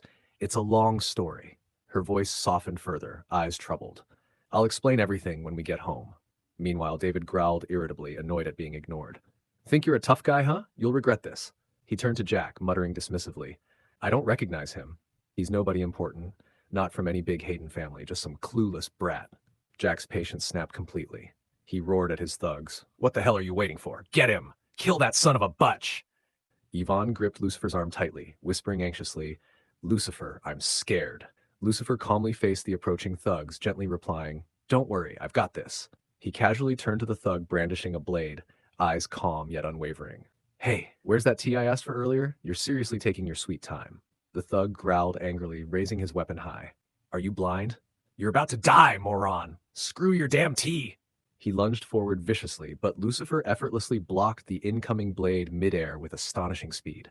Then, in one swift punch, he sent the thug hurtling backward like a crash test dummy. Another thug rushed in, swinging a baseball bat wildly. Lucifer ducked low with fluid grace. The bat whistled harmlessly overhead, then bang! Lucifer delivered a brutal, perfectly timed punch straight into the attacker's solar plexus, knocking the air and fight completely out of him in one strike. Lucifer didn't even blink as the next thug lunged forward aggressively. He simply reached out, casually catching the incoming fist midair. Then, with a smooth, almost dismissive slap, Lucifer spun the thug's face around, sending him reeling backward, dazed and disoriented. Yet another attacker charged, tightening his grip on a baseball bat. Lucifer vaulted smoothly into the air, his coat slicing through the wind like a blade. His foot came crashing down on the thug's head with a thunderous crack, driving him straight into the ground like a hammer pounding a nail. And still another dared to step forward, foolishly confident. Lucifer sidestepped effortlessly, eyes half-lidded in boredom. With a swift twist and flash of movement, he delivered a crushing blow to the man's ribs. The attacker's body bent unnaturally, launching into the air like a rag doll tossed by a hurricane. David and Jack froze completely, mouths hanging open, eyes wide in sheer disbelief. Lucifer stood alone amidst the wreckage, coat flowing gracefully, without a single scratch on him. Just one man. But in that moment, he seemed like an entire army. Jack stared, eyes wide with disbelief. What the hell? Is this guy even human? He gasped, visibly shaken. David muttered nervously under his breath, "Ah, crap," as Lucifer calmly raised a finger, motioning casually, "Hey you, Jack, was it? Step over here, I've got a question." Jack swallowed hard, desperately trying to regain his bravado. "Kid, don't get cocky. You have no clue who you're messing with." "I'm making a call," he barked aggressively, stumbling backward. Lucifer smirked lightly, raising his finger again in invitation. "By all means, go ahead," Jack snapped angrily, pointing at Lucifer. "You stay put. My cousin's coming with backup. They're gonna trample your ass." David stepped forward cautiously, lowering his voice in a sinister warning. "Listen closely, kid. You're about to drown in trouble. Jack's cousin, Mr. Wong, runs this entire district. He's got dozens of hired goons on his payroll. Even I have to play by his rules." Jack and David exchanged smug glances, sneering arrogantly as they laid out their demands. "Hand over your sister and $1 million now, then drop to your knees and beg Jack for forgiveness. It's your last chance. Once Mr. Wong shows up, you're finished." Suddenly, Donald rushed urgently to Lucifer's side, eyes wide with panic and disbelief. You must be Yvonne's real brother," he exclaimed. He gripped Lucifer's arm tightly, voice trembling as he pleaded desperately. "Listen carefully, son. You need to leave immediately. Mr. Wong is ruthless. He's not someone regular folks like us can handle." Donald pointed anxiously toward a shop across the plaza, his voice tense with dread. "See that place over there? Used to be an internet cafe. The owner refused Mr. Wong's protection demands. Next thing he knows, he's in a car accident. Poor guy's been in a wheelchair ever since, and the cafe disappeared overnight. Everyone knew Wong did it, but no one dared lift a finger." Lucifer listened silently, seemingly unfazed as he calmly picked up a nearby chair. With a gentle, respectful touch, he helped Mr. Long sit down comfortably. "Thank you," Lucifer said warmly, smiling genuinely, "for taking care of my sister all these years." He paused slightly, adding softly, "You don't have to work anymore. From now on, I'll make sure you live comfortably." Nearby, a thug laughed mockingly, sneering loudly at Lucifer's calm words. "What a joke! Dude, you're not even gonna see tomorrow's sunrise!" Panicked, Donald urgently tried once more. "Lucifer, take Yvonne and get out of here quickly. Leave this to me. I'll manage somehow." Even Yvonne, clutching his arm desperately, pleaded softly, "Lucifer, please. They have so many people, we should leave now." But Lucifer just smiled calmly, placing a reassuring hand atop Yvonne's head. "Who said I'm alone? I've got an army behind me, 100,000 soldiers strong. We ride together wherever we go." Jack burst out laughing hysterically, doubled over mockingly. "Are you all hearing this idiot? He thinks he's got an army and 100,000 soldiers. I'd sure love to see that." At that exact moment, the deafening sound of tires screeching filled the plaza as vehicles roared onto the scene, stopping sharply one after another. Car doors swung open in perfect sync as uniformed men stepped out, flooding the entire area in disciplined formation. A heavy silence fell over everyone. "Mr. Wong's here," one of the thugs announced nervously. Mr. Wong stepped out, his voice slicing sharply through the tense air. "Bring that little punk over here, now!" Jack eagerly straightened up, nodding enthusiastically. "Yes, cousin," he called out obediently. Marching arrogantly toward Lucifer, he barked harshly, Hey, he's talking about you, tough guy. Move it." Without so much as a glance, Lucifer casually raised his hand, delivering a smooth, brutal slap across Jack's arrogant face, stunning him instantly. David stormed forward furiously, face twisted in outrage. "You dare pull that stunt right in front of Mr. Wang? You must have a death wish."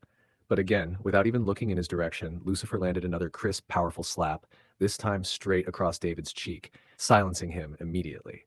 Jack stumbled back, clutching his stinging face, desperately yelling to Mr. Wang, "Cousin, did you see that? He's blatantly disrespecting you. He doesn't give a damn that you're even here." With his back still arrogantly turned, Mr. Wang trembled with rage. "God damn it, that cocky little punk. I'll count to 3 and you'd better be crawling to me on your knees." He picked up a leg lamp beside him, brandishing it menacingly without bothering to face Lucifer. 3. Quinshia suddenly stepped forward boldly, her voice firm and clear. "Mr. Wong, I'm Quinshia from the Xia family. Would you please let us go? If not for me, then out of respect for my grandfather?" Inside, Quinn's brow furrowed anxiously as she thought, "Damn it. I thought Yvonne's brother could handle himself, but now he's got Mr. Wong here personally. What a hot mess." Mr. Wong sneered disdainfully, still refusing to turn around. "Ugh, the Xia family? Girl, even your grandpa Stephen Xia would be on his knees talking to me. Who the hell do you think you are?" But Quinn bravely stepped forward again, refusing to back down. "Please, Mr. Wong. Yvonne is my student. I can't just stand by and watch you take her." Lucifer glanced at Quinn, genuinely impressed by her courage. He gave a small nod, warmly saying, Miss Shia, thank you for standing up for my sister. You just earned yourself a royal friend. Quinn snapped back irritably, shooting Lucifer a frustrated glare. Can't you keep your mouth shut for once? Your big mouth got us into this mess in the first place. What good is your friendship now? Meanwhile, with his back still stubbornly turned, Mr. Wong raised 2 fingers with a dramatic flourish, growling confidently.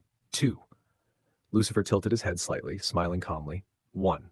Mr. Wong froze mid-count, eyes widening in shock. A cold sweat broke out across his forehead as he snarled, You son of a... and spun around furiously, but his voice died instantly, face twisting into pure disbelief and terror. What the hell? How is it him? Why is he here? He thought, his entire body now shaking uncontrollably. It was Xander Wang, the feared head of security at Capitol Hotel, also known on the streets as Mr. Wang, and the same man Lucifer had effortlessly beaten up just a day ago. Meanwhile, Jack, still completely clueless about his cousin's panic, muttered smugly to David, Man, this guy must have driven cousin nuts. Look, he's shaking in anger. Totally unaware that Mr. Wong's trembling wasn't rage, but sheer, unfiltered fear. Jack, still completely oblivious to the looming disaster, barked arrogantly, Keep poking the bear, dumbass. See where it gets you. Get down on your knees and start begging. David stood slowly, shaking his head and muttering gravelly, You should have listened earlier, kid. Things didn't have to end this way. He sighed dramatically, pretending remorse. But you asked for it. The idiotic thug, still acting tough, spit boldly into a cup and swaggered confidently over to Lucifer. Here's your tea, asshole. Drink up, he sneered, completely clueless about the disaster heading his way. Suddenly, Mr. Wong whipped around and slapped him so hard across the face it echoed through the plaza. Get lost, you worthless piece of trash. Then, without mercy, Wong viciously forced the cup back into the thug's mouth, growling furiously. You dare disrespect Mr. Zhan? You tired of breathing, punk? Jack stepped forward, eyes wide in confusion and panic. Cousin, what the hell is going on? Mr. Wong didn't hesitate. He struck Jack brutally across the face, sending him sprawling to the ground. You're asking me? I should be asking you. How dare you disrespect Mr. Zhan in my territory? Still fuming, Wong slapped Jack again, screaming, Who the hell do you think you are? Leave me out of your damn death wish. David began panicking openly now, muttering anxiously, What's gotten into Mr. Wang? This isn't looking good. Backing away slowly, he put on a nervous grin, stammering, Mr. Wang, I have something urgent to handle. I'll just step aside and leave you guys to it. But Mr. Wang pivoted fiercely, landing a vicious slap so powerful David spun through the air before crashing hard onto the ground. Panicking, David scrambled to his feet, babbling desperately, Mr. Wang, I'm just an honest broker here. I swear I wasn't involved. Shut your damn mouth! Mr. Wang growled, delivering a ruthless kick that sent David sprawling again. Completely terrified now, Mr. Wang rushed toward Lucifer, collapsing dramatically onto his knees. Voice trembling, he begged desperately, Mr. Zhan, I'm truly sorry. I had no idea it was you. Please forgive me. Donald stared wide-eyed, heart racing as he realized Yvonne's brother wasn't just anybody. Relief flooded him that Yvonne was safe, but worry crept in.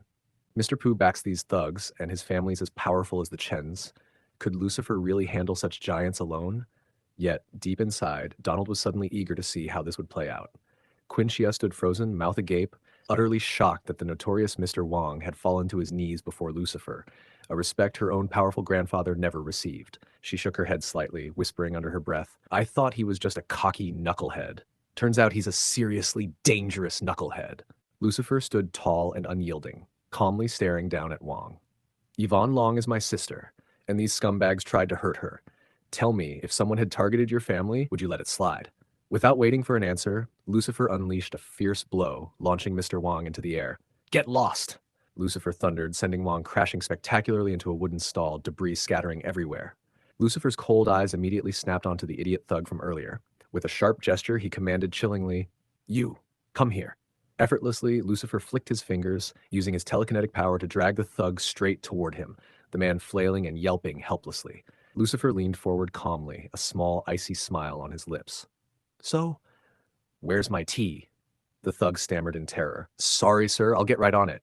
But before he could finish, Lucifer flicked his hand dismissively, sending the thug flying helplessly through the air, crashing into a heap. Jack, watching in pure horror as Lucifer turned slowly toward him, panicked and quickly threw all blame onto Mr. Pooh. Mr. Zhan, it wasn't me. Mr. Pooh ordered it all. He's the one who wants your sister. I was just the errand boy. Lucifer's gaze turned cold as steel, eyes sharp and unforgiving. Oh, don't worry, I'll pay Mr. Pooh a visit very soon, but right now, Lucifer cracked his knuckles ominously. We have our own debt to settle. Lucifer grabs Jack by the hair and drags him across the ground like a discarded rag. No mercy, no words, just cold, unyielding judgment. Still holding Jack by the hair, Lucifer's voice cuts through like ice. This is your doing. Now lick it clean for me. Wipe away every trace of your disgrace. Jack stares in shock and fear, knowing there's no escape from this humiliation. Trembling but defiant, he manages to choke out. Mr. Zhan, can't we keep it within reason? Go ahead and kill me if you want, but I'm not taking this humiliation. Lucifer's eyes narrow, his tone laced with hyperbolic venom. What? You're trying to reason with me now? Where was that sense of honor when you poured piss on my car, you ungrateful punk? In a flash of brutal retribution, Lucifer smashes Jack's head against the car. He growls, "How dare you even think of reasoning with me?" Dazed and humiliated, Jack has no choice but to submit. Lucifer slams his head into the car again and commands coldly, "Lick it clean for me, would you? Now, scrubbing away every bit of your shame." Jack trembles, blood trickling down his face. With a stutter, he mutters, "Oh, of course, I will." Moments later, he's on his knees, tongue out in utter degradation as he obeys. Lucifer then calls out, his voice icily calm, "You, come here." As David nervously stumbles forward, Lucifer's gaze sharpens. He snaps, "Weren't you the one who told me to get on my knees? Now show me you mean it." Desperation overtakes David as he leans forward, trying to kiss Lucifer's feet in supplication. But before he can, Lucifer strikes him square across the face, sending him crashing backward. Grabbing David by the collar, his eyes burn with disdain. "You are not worthy to kneel before me, you spineless worm." With a fierce grip, Lucifer yanks David up and then unleashes a brutal barrage of slaps across his face, each one a stinging reminder of his failure. After sending David reeling to the ground, Lucifer glares down coldly and demands, "Now tell me, what did you do wrong?" David pleads, voice cracking with guilt. "I was meant to be the mediator here, and I failed to be impartial. It was all my fault." But before he can finish groveling, Lucifer lands another merciless smack. His tone, as cold as death itself, follows. "Then what are you waiting for? Get on with it." Trembling and bloodied, David slowly turns his head toward Donald, the very man he'd wronged. Crawling pitifully, he sobs, "I'm so sorry, Mr. Long. I was wrong. I never knew who I was dealing with. I did you wrong. Please, please forgive me." His voice quivers as he clutches his leg. Suddenly, a desperate cry rings out, "Mr. Long! Mr. Long!" Donald turns and sees Jack, finished licking his shame, running toward him.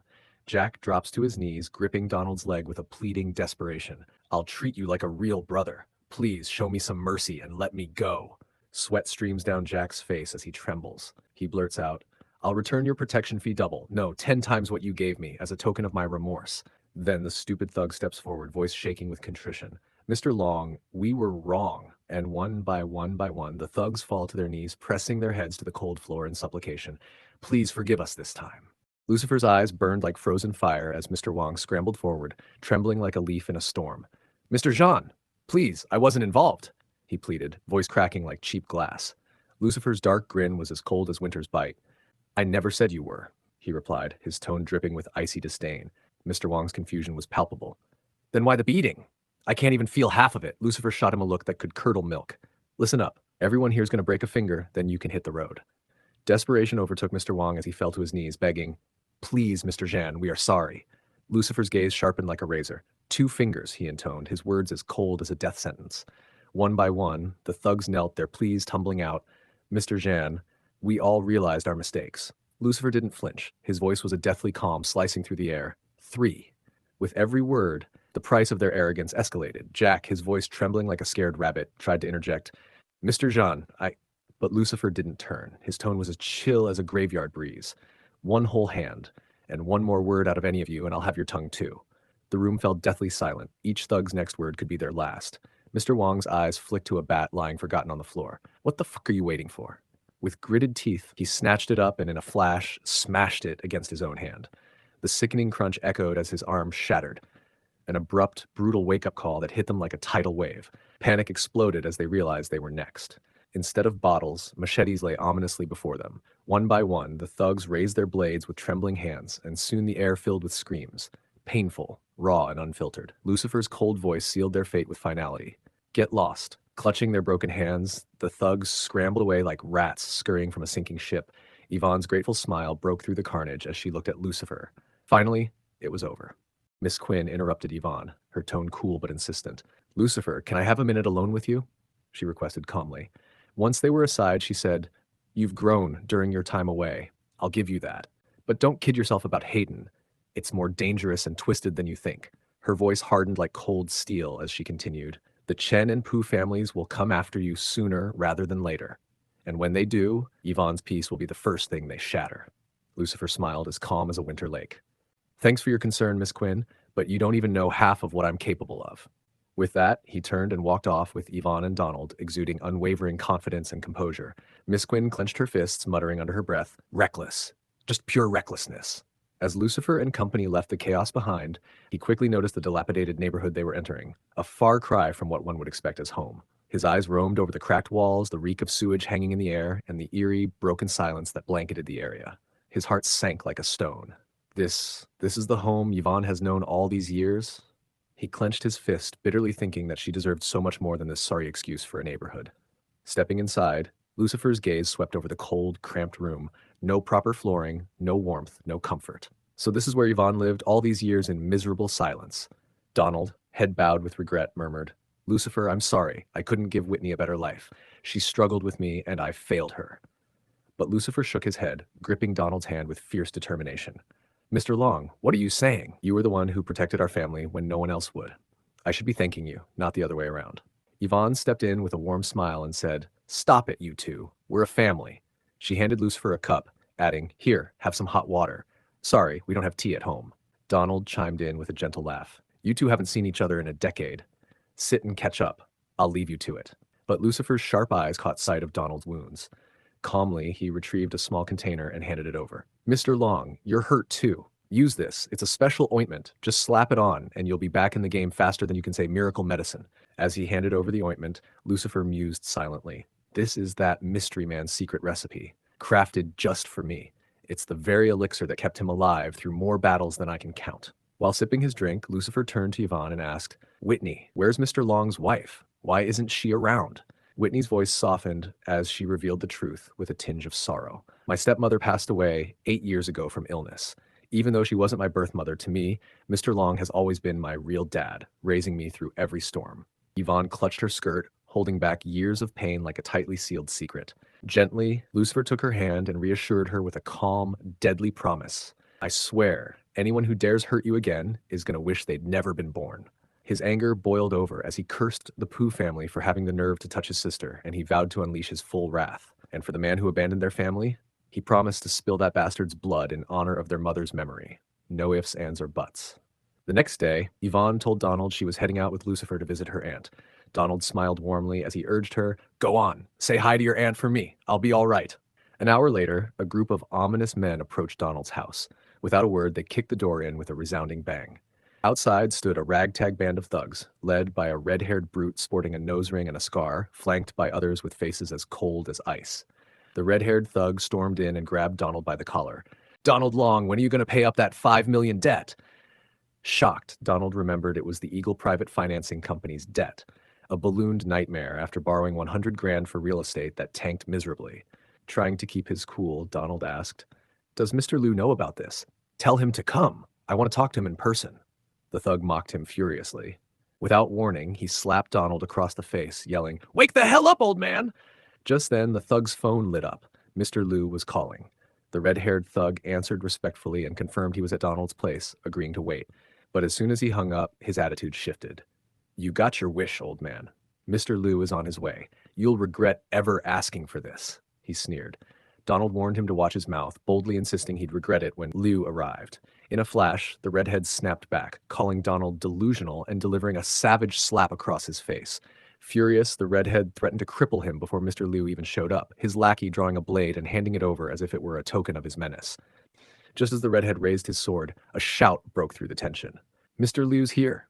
Panic flashed across his face as he barked orders to clear the way. Several sharp-looking men in black uniforms soon approached the doorway.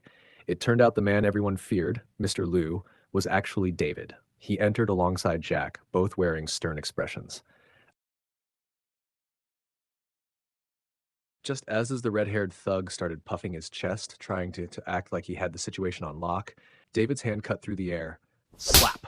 Shut your damn mouth! Who gave you permission to disrespect Mr. Long, you damn fool? David's voice boomed through the room like a cannon blast, and silence dropped like a curtain. David's thoughts raced as he glared at the fool. Good thing I asked Mr. Wang about this man yesterday. That guy's a beast in human skin. He demolished Elder Mohan from the Chen family, left the man crawling for his life. Then, Jack stepped in without missing a beat and drove a kick straight into the redhead's chest, sending him flying like a sandbag. "Drop down and apologize to Mr. Long right now, or you're going to be scraping your teeth off the concrete," he barked, his voice laced with fury. The red-haired thug clutched his face in disbelief, eyes wild. What the hell is going on? Has the world turned upside down? Then came the twist that no one expected. David turned toward Donald and respectfully offered him a document. "Mr. Long, this is the contract you signed with our company. I owe you a sincere apology. I didn't examine the details carefully before. This wasn't meant to be a debt. It was a gesture of goodwill. That money, it was a personal favor between friends." David's grin soured faster than milk in the sun as he turned to the redhead, voice booming like a judge delivering a death sentence. "I had no idea this carrot-colored con artist changed the contract behind my back and tried to extort you. I was disgusted, absolutely revolted." He jabbed a finger at the thug, who now looked like a wet sock on the floor, shaking, soggy, and useless. "You know what I value more than money, women, and spicy duck necks? Integrity. You've embarrassed me. You've embarrassed my company. You've embarrassed my haircut. Get over here and apologize to Mr. Long." The redhead's face turned white. He blinked like a lizard in headlights. "Wait, is this really Mr. Liu? Who body-snatched this man?" he wondered in pure horror. Jack wasn't in the mood for spiritual reflection. He raised his foot like it owed him rent and slammed it into the thug's chest. "Are you deaf? Move, you bootlicker. Say sorry like your life depends on it. 'Cause it does." Crawling like a drunk cockroach, the redhead dragged himself to Donald. "I'm so sorry, Mr. Long. I didn't know who you were. If I did, I swear I'd have extorted you politely." Donald stared down at him like a god deciding who to smite. His palm flew. Slap, slap. Years of humiliation, debts, threats, and spit-stained dignity, all courtesy of this clown. "Please," the thug sobbed, nose-leaking emotions and mucus alike. Donald's hand trembled, not from fear but from sweet, long-overdue justice. "I've suffered at your hands for years, now I can finally breathe. Also, next time brush your teeth before groveling."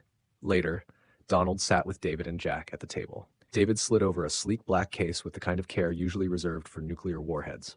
"Mr. Long, this is for the lamb legs yesterday. Please accept it." David, meanwhile, was silently crying inside. "Fuck me sideways. 2 million for some skewers. I'm hemorrhaging cash." But Donald shook his head firmly. "I know you're only doing this because of Lucifer, and without his say-so, I won't take a dime." David nodded, regret in his eyes. "Then, where's Mr. Zhan now?" "He went to visit his aunt," Donald replied calmly. "I can give you the address." Just before leaving, the now grovelings tiptoed over like injured pigeons, extending a thick stack of bills. "Mr. Long, please, take this 20 grand. Consider it apology money for breaking your ribs, door, furniture, and soul yesterday." Meanwhile, elsewhere in town, a snow-white luxury SUV glided to a stop like royalty on parade. Lucifer stepped out first, his long coat catching the breeze like a cape. Yvonne followed close behind, coatless but just as iconic. As they turned a corner, laughter echoed from a narrow alley like a sitcom gone wrong. A group of devil spawn had surrounded a small blue-haired boy who looked like he'd wandered out of a Studio Ghibli film and straight into a mugging. "Get the ball, fool!" One gremlin screeched. Another raised a stick like he was about to reenact a medieval execution.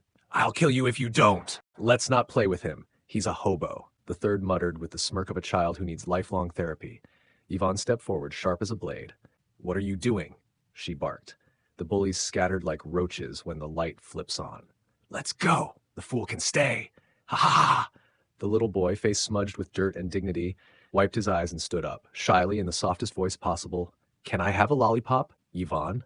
Yvonne's heart melted into a puddle. She walked over gently, smiling. "Lucifer, this is Aunt's son, Gregory." Greg peeked out from behind Yvonne's legs like a shy kitten, eyes darting to Lucifer with uncertainty. "Come on, Greg," she encouraged gently, crouching down. "This is your cousin, Lucifer." Lucifer's face remained unreadable, his gaze lowered to the boy, quiet, focused. Finally, he asked in a low voice, "What's the matter with Greg? Where's his father?" Yvonne's tone dropped like a curtain over a stage. After Aunt gave birth to him and found out he had a mental condition, her husband bounced. Lucifer didn't blink. Yvonne continued, voice laced with bitterness. "He remarried a rich girl not long after, bought himself a new family, new life, new everything, never came back, never called, not even a single cent of support." She glanced down at Greg, her expression softening like warm clay. Aunt took him everywhere. Hospitals, clinics, specialists, burned through all her savings. Still, no miracle, and she never remarried either. She stayed, just for Greg. Lucifer's jaw clenched slightly, shadows flickering in his eyes. "That bastard. I never liked him from the start. A loudmouth, flashy shirts, always looking down on my mom. She brought us here, hoping he'd give us shelter. He slammed the door in our faces. But to abandon his own wife and son? That's gutter-tier scum."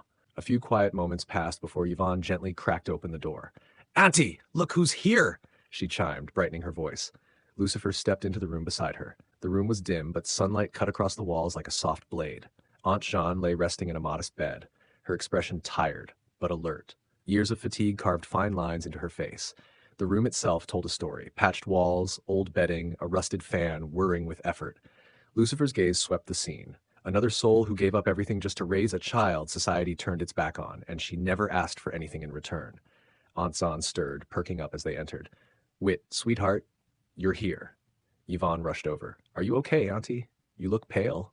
Aunt Jean offered a small cough and waved it off. Just a cold. Couple more days of sleep and I'll be back swinging pans in the kitchen. Then her eyes landed on Lucifer. Her brows furrowed. And this is? Lucifer took a quiet step forward, his voice calm, low, and grounding.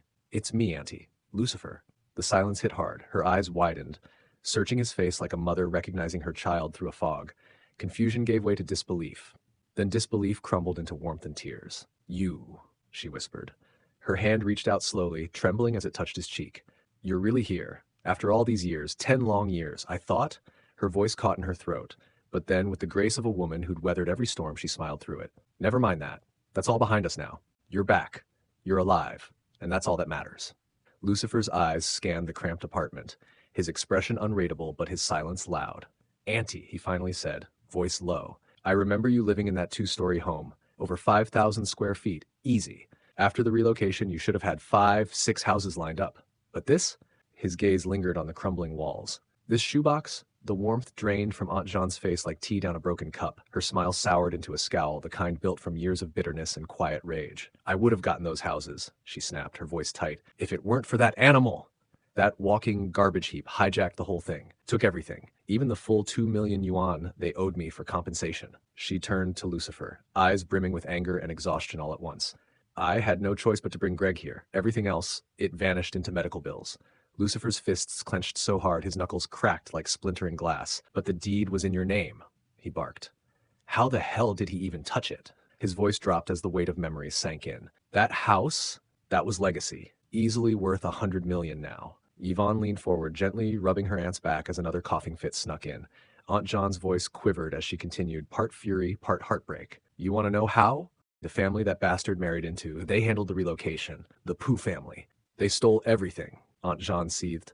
My mom left me that house. It was all I had left. And just like that, that son of a butch walked away with it. Lucifer's face was carved from stone. That house wasn't just bricks and paint. It was one of the last symbols of a noble lineage, now buried beneath corporate lies and family betrayal. His aunt had her home snatched by the Pooh family. His mother, robbed by the Chen family. 2 sisters, 2 homes, 2 betrayals. This wasn't coincidence. This was war. Lucifer peeled an apple with eerie calm, his hands precise, deliberate. Don't worry about it, Auntie, he said softly. Focus on getting better. Then, eyes darkening with quiet fury, that scumbag and the Pooh family, they're on the list, and I always collect. Just then, the door creaked open. A tall man stepped in like he owned the air. Neatly combed hair, glasses just a little too polished, and a sweater tossed over his shoulders like he was modeling for Rich and Annoying Monthly. Aunt John's face lit up. James, you're here, she said warmly. Then, gesturing around the room, this is my nephew, James Zhang, from my brother's side. And this, she added with a softer tone, is Mucifer Zhan, Whitney's brother, my sister's boy. James's eyes skimmed Lucifer like he was inspecting furniture. Whitney's brother, huh? You look fresh out of school. Where are you interning? Lucifer didn't even blink, didn't flinch, didn't even bother to acknowledge the man's existence. He calmly turned to his aunt and said with a faint smirk, Auntie, how's the apple? James froze. Aunt Jean, ever the peacemaker, forced a polite smile. James has been very helpful, she said gently, like trying to butter burnt toast. James scoffed, his nose wrinkling like he just smelled a sewer pipe full of ambition. Humph, kids these days are drunk on their own egos, strutting around like peacocks just cause they've got a LinkedIn account. He jabbed a finger in the air, trying to assert dominance like a low-budget motivational speaker. Let me give you a reality check. We had a few interns just like you, thought they were God's gift to business, couldn't even photocopy straight. I showed them the door so fast their shoes were still spinning. Then came the switch. Fake smile, fake warmth, fake offer. Lucky for you, I'm the HR director at Capitol Hotel. And since we're family, he practically gagged on the word. I can toss you a bone. He leaned in, voice coated and smug. Come to my office tomorrow. We need a team lead in the banquet hall. You can give it a shot, but first, you'll have to earn your stripes bussing tables. Lucifer's eyes flicked up cool as winter steel. That won't be necessary. James's nostrils flared like a bull who just realized the matador isn't bluffing. Do you even know what hotel you're snubbing? We're the crown jewel of Hayden, a 5-star palace. He raised his voice like he was delivering a TED talk nobody asked for. People are clawing at each other just for interviews, blood, sweat, and resumes everywhere, and I'm handing you the golden ticket. Anjan looked at Lucifer gently. Lucifer, sweetheart, you just got back. You must not have anything lined up yet. Why not give it a try? Lucifer's voice was calm, but laced with something darker. It's all right, Auntie. I went there 2 days ago. James blinked. Wait, you went? Then it hit him like a cold slap from fate. Don't tell me, were you rejected? He chuckled smugly, raising a finger like he just solved poverty. You're seriously going to ghost a golden opportunity over 1L? When I graduated, I started with nothing but elbow grease and a desk by the janitor's closet. That's how you climb. Lucifer didn't even dignify that with a response. He walked over to the window, silent, staring out as the late afternoon sun cast shadows over the city. Meanwhile, the others stayed by Auntie's bedside. Lucifer returned, calm as ever, holding out a glass of water. Auntie, would you like more? Her eyes softened as she smiled, accepting the glass with gratitude. James, who had clearly expected applause for his life story, snapped like a balloon full of hot air and "Eat, you're so full of yourself, it's disgusting! You need a shovel to dig your way back to Earth. You're beyond help." The door didn't just open, it exploded open like it owed someone money. In barged a broad-shouldered man with a grin that screamed problem child. We've got a full house in here, he barked like he owned the place. Jackie Jiang, James's cousin, professional freeloader, certified walking headache. Aunt John sat up with enough rage to cancel her fever. Jackie Jiang, who told you could come in here? Get the hell out! Yvonne leaned into Lucifer, whispering through clenched teeth. That's Jackie, James' little cousin. No job, no future, just bad news on 2 legs. He's been circling Auntie's house like a vulture for years. Shows up just to stir shit. Jackie, unfazed and high on audacity, raised his voice. Auntie, today's the day. Hand over the deed and put this house under my name. Her voice, though raspy from illness, came out swinging. In your dreams, you little weasel. Get out! Jackie snarled, pointing at her like a villain in a low-budget soap opera. Shh. You bettered while I'm still asking nice. You look half dead already. One more cold, and you're going straight to the pearly gates. He puffed his cigar like he was auditioning for a mob movie. And that little idiot son of yours? He ain't holding this place down. Give it to me or he's getting tossed on the street. That's when Greg, little Greg, stepped up. Bad guy, get out, he shouted, fists clenched, eyes blazing. You're bad. You can't have our home. But before anyone could react, slap, Jackie's hand cracked across Greg's cheek. The kid hit the floor like a rag doll, tears welling up instantly. Yvonne dove beside him, wrapping him in her arms. It's okay, Greg. I've got you. Across the room, Aunt Jean could barely get her breath. Her body trembled, eyes wide. You. Her voice cracked under the weight of helpless fury. And then Lucifer rose, slowly, calmly. James, trying to save face and cover his growing panic, cracked a shaky joke. What's the matter, big guy? Cat got your tongue? He squared his glasses and actually tried to bark at Jackie. What's the matter with you, Jackie Jiang? Get out of here! Jackie didn't blink. Slap! James flew backward like someone yanked him with a fishing rod. He landed with a squeal, one hand on his cheek and the other waving in retreat like a white flag. Jackie towered over him, teeth bared. Don't get cute with me, 4 eyes. Be glad we're blood. If we weren't, you'd be leaving here with fewer limbs than you came in with. Jackie scoffed. Ugh, loser. But just as he turned to strut away, he slammed to a stop. Lucifer was standing in front of him, still as stone, eyes locked on him like a loaded gun, waiting for an excuse. Move, you deaf bastard. Jackie barked, spittle flying. Are you too dumb to hear me? Lucifer didn't blink. Who do you think you're talking to? I'm talking to you, jackass! Jackie snarled, puffing out his chest like a thug on borrowed time. Then, with all the grace of a drunken bull, he launched a wild kick, only to miss entirely and slam his shin into the steel bed frame with a thunderous thud. He crumpled down, clutching his leg, howling like a banshee in heat. Lucifer's voice dropped, cool as ice. Go get yourself some cold medicine, then wait at the door on your knees. Maybe then I'll consider sparing your dignity. But Jackie wasn't done. Red with rage and stupidity, he fished out a knife, waving it like a toddler with scissors. You want to die? Huh? Come catch these hands! From the bed, Anzan's voice cracked, alarmed. Lucifer, watch out! Across the room, James smirked to himself. Finally, he thought. That egomaniac bit off more than he could chew. But Lucifer didn't even blink. With one smooth motion, he caught Jackie's arm mid-swing and twisted it, the knife clattering to the floor like dead weight. Then, he launched a glowing palm into Jackie's chest. Jackie went airborne, crashing into the door like a wrecking ball without brakes, blasting it clean off its hinges. He landed in a heap, groaning like someone whose pride had just been beaten into mush. Still wheezing, he barked from the floor. You crazy bastard! I was trying to do her a favor by asking for the house. Lucifer didn't even spare him a glance. One palm raised, then slammed downward, unleashing another wave of brutal force. Jackie's body flipped like a rag doll in a tornado, slamming down again and again, each thud sounding like karma cashing its check. Finally, broken and twitching, Jackie lifted a finger toward his pocket, breathless. "Just you wait. I'll call someone. I swear you're finished." Lucifer didn't speak. He didn't have to. Behind him, James was frozen like a statue at a funeral. His glasses slid slightly down his nose as he muttered under his breath, "Am I dreaming? Did that actually just happen?" After Jackie stormed off, leaving behind a mess of bruised egos and broken furniture, Aunt Jean struggled upright in her bed, her voice strained with urgency. "Lucifer, take Whitney and go. Now!" Jackie Jong's not the type to lick his wounds quietly. He'll come back with a pack of dogs. But Lucifer didn't flinch. In fact, he looked bored. "Don't worry, Auntie," he said coolly, brushing non-existent dust from his sleeve. "I've dealt with cockroaches nastier than him." That nonchalance? It lit a fire under James. He burst out laughing like a drunk hyena. "You? Against all of them?" he wheezed, barely holding back his glee. "Man, you've really lost it." Then came the smug little dagger. "I was this close to bringing you into Capitol Hotel, but clearly you're just a magnet for chaos." Lucifer didn't even spare him a glance. His words were ice cold, but laced with conviction. "Auntie, I'll make sure the Lucky Dragon Group returns your house and your relocation money with interest." James snorted like a pig choking on wine. "With interest? Bro, do you even know who backs them? That's Pooh family turf!" The second scariest name in Hayden, just after the Chens and Shangguans. You're trying to arm wrestle giants while wearing mittens." But Lucifer didn't argue. He didn't need to. Meanwhile, by the window, little Greg had wandered over, just quietly peeking out, curious, unaware of the storm brewing. Then, bang! A brick came flying in from the shadows like a silent assassin and cracked Greg right in the face. The boy hit the floor like a puppet with its strings cut. The room froze. "Greg!" Yvonne cried, dropping to her knees. She scooped him up as blood began trickling from his forehead. Her hands shook, trying to hold him together. "You're okay. You're okay," she whispered, even as her voice betrayed her own panic. Lucifer turned toward the window, slow, deliberate, like a beast waking up after someone kicked its den. And there he was. Jackie. Back in the alley, puffed up like a drugstore warlord, screaming at the building like it owed him money. Behind him stood a gang of lowlifes, half of them carrying bats. "I'm back, you piece of shh!"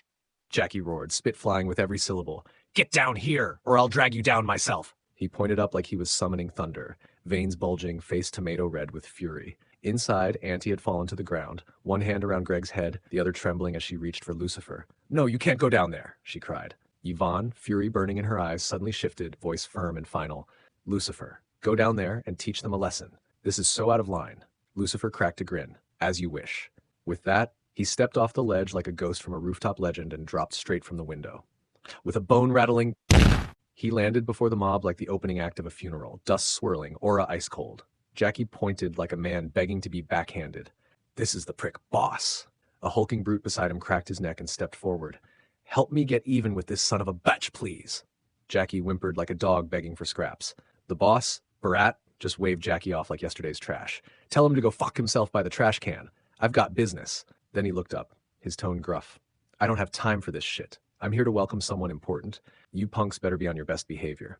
But inside, Barat was falling apart. "They're on their way. The legends, the real devils of the underground, and they warned me. They said someone terrifying was nearby, someone they didn't dare touch. If I screw this up, I'm going to be 6 feet under before my next smoke break." He masked it well, but his heartbeat was playing the drums in his throat. Meanwhile, Jackie, blissfully brainless, kept going. "Did you hear that, prick? Borat asked you to kneel by the trash can. You are trash, lowlife." Lucifer didn't even blink, his eyes scanned like a sniper. "Who threw the brick?" One of the goons raised a stick, barking like a fool in heat. "Fuck! Are you deaf? Who told you to talk? You want trouble?" Lucifer answered with silence and a flying kick that sent the man spinning like a windmill in a hurricane. Jackie's face twisted with rage. "This guy knows his stuff. Let's go together. Kill him!" The mob charged like a pack of starving wolves with machetes and pipes in hand, grins wide, brains missing. But Lucifer was already moving. He stomped the ground. A fallen thug's stick leapt into the air. With one glowing arc of chi, he struck it midair, sending it flying like a missile through 5 skulls at once. The men flew back like bowling pins, weapons clattering across the pavement. Lucifer landed gently, his coat fluttering behind him like a war banner. He didn't even break eye contact. "Who threw the brick?" Jackie, twitching like a glitchy cartoon, pointed again. "Borat! Look! He's disrespecting you." Then came the shout, "Let's go!" And the horde lunged again. No clue they were charging straight into a blender wearing a coat. Back inside, Auntie clutched her blanket like a lifeline. pacing the floor, her voice trembling with worry. They have so many people out there. Is Lucifer really going to be okay? James, arms crossed and ego inflated like a hot air balloon, scoffed loud enough for the room to feel it. You should have listened to me from the jump. No one picks a fight with Borat and tied on unless they've already written their will and booked a casket. Meanwhile, outside, one thug swung a machete at Lucifer's head like he was chopping firewood, but Lucifer sidestepped with casual precision, then reappeared between two other goons. A fiery punch to the chest launched one thug like a circus cannonball. A devastating kick sent another skidding across the pavement like a hockey puck. Two more tried to flank him, blades slicing through air, but Lucifer flipped midair, coat dancing like a storm, and came down like Judgment Day itself. With one thunderous stomp, the ground shook. Flames shot up and half the crew flew like bowling pins. Another brute lunged. Lucifer sent an uppercut so clean it could have passed health inspection. The guy's soul clocked out before his body hit the dirt. Another tried to sneak up. Lucifer grabbed him mid-swing, twisted his arm like a pretzel, and slammed him down like he owed him rent. The last thug landed face first right in front of Borat and Jackie like Lucifer had hand-delivered the remains. Borat stood frozen, sweat dripping like a busted faucet, his jaw slackened. Did he do this all by himself? That's not even human. Lucifer took one calm step forward, golden eyes glowing like twin suns behind a thunderstorm. His voice cut through the silence. I'll ask again, who threw the brick? Jackie's mind completely short-circuited. Not a single thought was firing. Borat, smart enough to smell death in the air, didn't miss a beat. He pointed. He did! That psycho threw it! I didn't do anything, I swear! Jackie stammered like a child who just peed himself during roll call. I was trying to say hi. Lucifer didn't blink. He didn't speak. He simply walked forward and launched Jackie across the asphalt like yesterday's trash, watching him roll like a half-deflated tire down a hill. Jackie wheezed, blood gurgling at the corners of his mouth. Lucifer approached slowly, no rush. His steps were cold clockwork. He raised his arm. Lightning surged like it was hungry for justice. He brought it down. Two fingers hit the ground like raw meat at a butcher's stall. Jackie's scream was a mix between a pig's squeal and a haunted house effect. Lucifer turned to Borat. Didn't you tell me to f*** off? Borat panicked like he just realized he'd insulted a god. It was a misunderstanding. Not me. Boss, I swear. His phone buzzed like a time bomb. He snatched it. Borat, are you set? He's arriving any minute. Borat nearly sobbed. Boss, please, come now. There's a monster down here. The voice on the other end raged. Who the hell is touching my people? I'll be there in 5. Borat's brain clicked. He spun to Lucifer with a greasy salesman grin. Kid, my boss Jack, the top dog in Taidon, is on his way, but I like your vibe. How about I back you? We squash this whole mess and move on, yeah? Lucifer's fist answered. Borat flew like a lawn chair in a hurricane and crashed face first. Lucifer stood over him, not impressed. When your boss shows up, he'll be kneeling beside you. He turned and walked back into the house like nothing happened, like he'd just taken out the trash. Borat, groaning and wheezing, spat one last Hail Mary. You arrogant bastard, you're dead meat when Jack gets here. You'll be lucky if he lets you keep your face. A few moments later, inside the house, James burst in like the sky was falling. Oh my God, that's Jack! He looked like he'd seen a ghost and swallowed a lemon at the same time. He's the cousin of Xander Wang, the Capitol Hotel's manager. Panic turned to fanboy pride.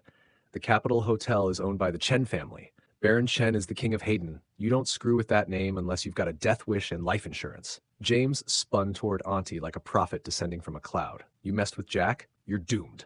Doomed. Nobody's saving you now. Auntie grabbed his arm. James, what do we do? You work there. Can't you say something? James nodded like a bobblehead. Yes, I'll call my boss. I'll fix this. He stepped to the corner and dialed like his life depended on it. This is James. Yes. Please help me. This guy's gone mad. I need your help. He turned back to Lucifer like he'd just made a deal with the heavens. All right, my boss says if you go out there and apologize, maybe kneel a little, he'll see what he can do. Lucifer, still slicing fruit, still silent, James snapped. What are you waiting for? They're gonna bulldoze this place. Get down there and beg. Lucifer finally spoke, calm as morning fog. I've already told Borat when Jack arrives, he'll kneel next to him. James blinked. What? He staggered like he just got slapped by reality. You're insane. I tried to help you. But your ego is on a suicide mission. He turned dramatically to Auntie, hands thrown in the air. Tell me you see this. I've done everything I could, but this guy's got a death wish. He pointed at Lucifer like he was testifying in court. I feel sorry for you, just being related to him. The door blasted open like it owed someone rent. In strutted a tall brute in a vest with shoulder armor, barking louder than a dog with a megaphone. Who's the arrogant prick I'm supposed to teach manners? This was David.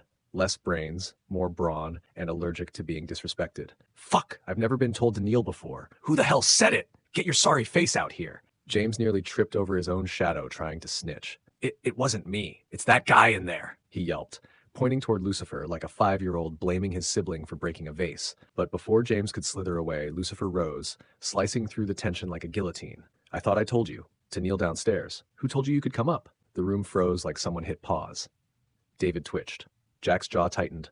Jackie and Borat, who'd limped in behind them, looked ready to combust. Jesus! It's a wrap for this kid now! Borat screeched. Still putting on that ego act, huh? He jabbed a trembling finger. Jack, it's him! This guy's got a god complex. Let's chop him up and serve him as dog food. But instead of backup, David's fist found Borat's face. A haymaker from hell. Borat hit the floor like a sack of rotting potatoes. Groaning, he tried to rise until Jack kicked him mid-sentence, launching him like he owed him money. What are you rambling about, you half-wit? Mr. Zhan is the VIP. You just pissed on your own shoes. Even Jack joined in, snarling, Shut your mouth, you nincompoop. I ought to dice you up myself. That's when the light finally flickered in Borat's dim head. He was the guy. The one who took an arm each from Jack and David. The walking disaster they were told to respect. And he insulted him? Borat's legs turned to spaghetti as he dropped to his knees and trembled like a wet rat. It's all his fault, he cried, throwing Jackie under the bus like a human sacrifice. Jackie Jiang disrespected Mr. Zhan first. Jackie didn't even get a word in. Borat clutched his chest, groveling. Mr. Zhan, please, it was a huge misunderstanding. I swear on my bald uncle's eyebrows, I didn't know who you were. David stepped up, waving a brick-thick stack of cash. 10 million, Mr. Zhan. A gift. A peace offering. We just want to live to see next week. James, meanwhile, was having a breakdown in the background. 10 million? 10! I make 10 grand a month. I'd have to slave away for 100 years just to touch that kind of cash. What kind of monster is this guy? Lucifer didn't even blink, still slicing his apple like it was a weapon forged by destiny. I told you to wait and kneel downstairs. David nodded like his life depended on it. Yes, sir. Absolutely. He turned to his men, his tone military level sharp. Pack it up. We're leaving now. And just like that, the wolves tucked their tails and ran from the lion's den. Later that night, warm light bathed the small table in gold. The family was gathered around, quiet for the first time in what felt like an eternity. Donald placed a tray of lamb legs down, the smell almost strong enough to bring a man to tears. Lucifer turned toward Aunt Sophie and Donald. 5 million each, he said simply. Auntie's eyes welled up immediately. I can't accept this. Before she could finish, Yvonne clasped her hands, pleading. Auntie, please. Lucifer wants you to have it. You need it for Greg's treatment. Mr. Long nodded solemnly. His voice cracked. I'll accept the money, but not for Whitney. Raising her wasn't easy, but she made it worth every struggle. She's been the brightest light in my life. You can't put a price on that. Then he patted Lucifer's shoulder. I'll pay it back in 3 years, with interest. Lucifer smiled gently. I believe you, Mr. Long. Just as things were beginning to feel normal, Lucifer's phone vibrated like a warning shot. A voice exploded from the other end like a pipe bursting. You ruined everything. You son of a bitch. Lucifer didn't flinch, didn't blink. He leaned back slightly and replied with surgical chill, You must be Mr. Pooh. Cut to a poolside paradise where Peter Pooh reclined like a pervy mob boss, surrounded by more fake tans and bikini tops than a reality show reunion. You know it, Peter growled, and you should know better than to fuck with me. Drop Yvonne off at my place, or your whole family's going in body bags. Lucifer's voice was steady. Tell me when, Peter smirked, thinking he'd won. Tomorrow, noon, Starry Sky Club. Don't be late, or you'll regret being born. He turned to his right-hand man, who raised a brow. Sir, you're calling him yourself? Peter chuckled darkly, crushing his phone like a soda can. Please, I just like to hear the fear in their voice. I'll break him in half in front of the girl. Later that night, a knock echoed outside Annie's apartment. Payroll's here. Come get your money. Sophie rose. That's for me. I'll be right back. She walked down the steps and was greeted by a man with the swagger of a tax collector and the soul of a mosquito. He tossed her an envelope. Here, try not to choke on your tears. She flipped through it, frowning. This is light. It's 1,150 short. The man sneered. You took 3 sick days. What? You want free money now? The woman beside him joined in, her face practically oozing venom. Open your mouth again and you're fired. But Auntie stood her ground. The policy says sick leave is paid, and why dock me 6 days when I only took 3? The man snapped. Are you calling me a thief? Say it again and see what happens. The woman sneered. Tell the company. I've got people on the inside. What now? Oh, and you're fired. Sophie's hands trembled. How could you? Shut up and take the money, old woman. You need it, don't you? A voice like steel rang out. You look like a man, but act like a cockroach. Stealing from your employees? That's your legacy? They spun around. Lucifer stood there, Yvonne and Mr. Long flanking him like knights of vengeance. The man's face curled. You got a big mouth for someone with no stake in this. Walk away now. But before the threat could finish forming, David flew over the fence like a missile and decked the guy so hard his soul filed for unemployment. I was kneeling outside and overheard this garbage, David growled, so I decided to take out the trash. The woman snapped. Who do you think you are? That's Director Huang. David smacked her across the face before she could say another word. The man gasped, now recognizing the one-man execution squad. "Mr. Zhao!" the woman shrieked. "That's Mr. Zhao, the controlling shareholder?" David's face was thunderclouds. "You've been stealing from our cleaning staff? Taking half their pay?" He turned to Lucifer. "What should we do with them?" The boss stumbled up. "Please, I didn't know. I work for Mr. Zhao." Lucifer sent him flying into the pavement with a single flick. Cracks webbed out around him like a shattered mirror. He glanced at David. "So what? Should I let him off just because he works for you?" David raised both hands. "No, sir, absolutely not. I'm here to serve you." Lucifer turned to Auntie Sophie. "Auntie, you decide." The man begged like a pig in a slaughterhouse. "Please, we used to work together. Just one more chance." Auntie's gaze didn't waver. "Company has a policy. Follow it." David nodded, serious as a judge. "They'll be prosecuted. I'm dragging them to the police myself." Meanwhile, at the Wen estate, Quincy Wen sat behind his desk like a general watching the battlefield burn. "Tinsley," he said, "what did you find out about that young man?" She delivered the kill shot. "Our ties with the Chen family are done. They canceled the engagement after the Capitol Hotel mess, all because of Mucifer Zhan." Quincy's eyes didn't blink, but the fire behind them flared. "Nana Shangguan's back. Baron Chen is moving. Our enemies are lining up like it's buffet night."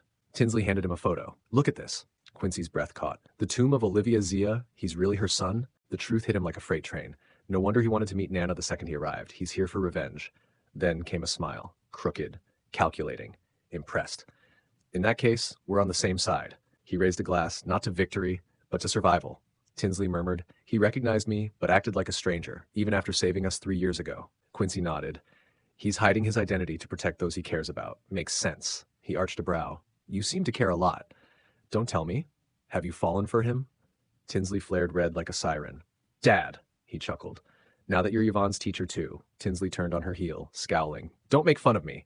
But as she stormed out, her thoughts raced. Still, he saved me once, and Whitney, she definitely knows something. Inside the Chen family residence, the air was heavy. Nurses moved like ghosts. Doctors whispered like death itself had ears. And in the middle of it all lay Henry Chen, a former golden boy now reduced to a bandaged burrito of shame. "Mom, revenge," he croaked, eyes twitching with humiliation. Each syllable sounded like it had been coughed out from the pit of his bruised pride. Nana Shangguan stepped closer, scanning his busted-up face like it was a test paper she wasn't proud of. Her shock quickly curdled into disgust. "Olivia Xia, you damn ghost!" she shrieked, grabbing a nearby vase like it owed her money. "Even 6 feet under, you're still ruining everything." One wild swing, and porcelain exploded against the floor like the last pieces of her reputation. "I should have sent you off with a bullet when I had the chance. Now look at this disaster!" she screamed, stomping around like a lunatic trapped in a luxury prison. "Lucifer, you think just because you beat up Mohan and made Fierce Westwind wet himself, you've won? Think again," she roared. "And the Wen family, if you knew and said nothing, don't think I'll spare you either." Just then, the doors creaked open like they feared what came next. "Nana!" Dwight Chen entered with the calm of a brewing storm. 2 shadows flanking him like Judgment Day bodyguards. He scanned the room. Shattered vase, bleeding dignity. Nana, mid-tantrum. "What's the matter, uncle?" she said, all sugar, but inside, her thoughts dripped acid. "This old fart always barges in like he runs the show. If I had $1 for every time he humiliated me in front of the elders, I'd be richer than the Chens." Dwight's voice, though hoarse, cut clean through the noise. "You went too far, Nana. Olivia Xia died with hate in her heart, and it was your doing. Even Fierce Westwind didn't dare to swing a fist that day. He just kneeled like a prayer gone wrong." He coughed, but powered through. "I've known him for decades, never seen that beast act like a house cat. That means the enemy isn't just strong, they're untouchable." He raised a trembling finger like a sword of justice. "I warned you. Keep your head down. Act right. But no, you had to strut around like the Queen of Hayden. Now look where your egos landed us." That was it. Nana's expression turned stone. Her hand moved faster than a bad decision. Smack! Dwight's head snapped sideways. Her words sliced colder than her palm. "You crusty old corpse. You're good for nothing except barking orders after the house is already on fire. If you weren't the family's old dog, I'd have shot you myself." Dwight, stunned, still clutched his cheek. "You dare raise your hand at me? I'm still the former patriarch of the Chen family. You're courting death, Nana." He snapped toward the guards. "Seize this mad woman." But silence met his command. The guards didn't budge. Loyalty? That had long since changed hands. "Are you deaf? I said grab her." Still nothing. Nana smirked like a villainess with plot armor. "They don't work for you anymore, Fossil. They listen to me." She turned her hand like a queen giving a final verdict. "Grab him. This Fossil's past his expiration date." The guards obeyed. "You've yapped in my ear for too long, always wagging your finger like some righteous Buddha, but today, I'm Buddha with a Glock." She slapped him again, harder, flesh meeting fury. While I'm grieving my son and sister, you came to moralize. Wrong place, wrong time, Grandpa. Dwight stumbled but stood his ground. I'm Baron's uncle. I deserve respect. He never finished. A cold barrel pressed against his chest. You've had that mouth too long. Time to shut it for good. Dwight hit the ground. The ex-patriarch became just X. Nana exhaled like she'd just let out a good sneeze. Finally, some peace and quiet. With a casual flick of her finger, she moved on. Is Elder Jiang done cultivating? 1 week left. Perfect, she sneered. Then that brat has 1 week to breathe. And with the sound of her heels clicking against blood-stained marble, she left her final threat in the air like poison. Mucifer Zhan, cross me again, and you'll be next. Meanwhile, the sun lit the streets like the world was still normal. Mucifer strolled beside Yvonne, her arm looped through his. She clung to him like he was her armor, and he was. Brother, she said, if anyone bullies me at school, I'll tell you right away. Mucifer smiled softly. Then she teased with a grin. When am I getting a sister-in-law, huh? You're not getting any younger. Mucifer blushed, for the first time. Yes, the king of war wings blushed. You little gremlin, why are you even thinking about that? He gave her cheek a soft pinch, and she giggled like it was her birthday. Well, she said, boys take wives, girls take husbands. I'm just saying. Clock's ticking. Before Mucifer could fire back, a black SUV screeched beside them. Out popped Tank like a boulder with a grin. The kid's got a point, boss. You're overdue. Mucifer squinted. Weren't you supposed to be guarding the mountain tombs? Boss? There are more men there than mosquitoes. I'm always on standby for you. Tank turned to Yvonne, producing a shiny gift. You're Whitney, right? I'm your brother's loyal old buddy. Call me Uncle Tank. Before the gift even made it halfway, Lucifer's fist caught him right in the jaw. My sister doesn't call anyone uncle. Tank paused, recalibrated, then turned with a forced grin. Call me Brother Tank. I may look 40, but I'm 25 on the dot. Hey, you got a boyfriend. Lucifer's punch sent him staggering like a sitcom extra. Say that again and I'll detach your soul from your body. Yvonne laughed. Tank, without context, I would have assumed you're my dad's age. Moments later, in the car, Tank drove while Lucifer brooded in silence. Boss, I got you a villa in Guanhai Tingchao Garden.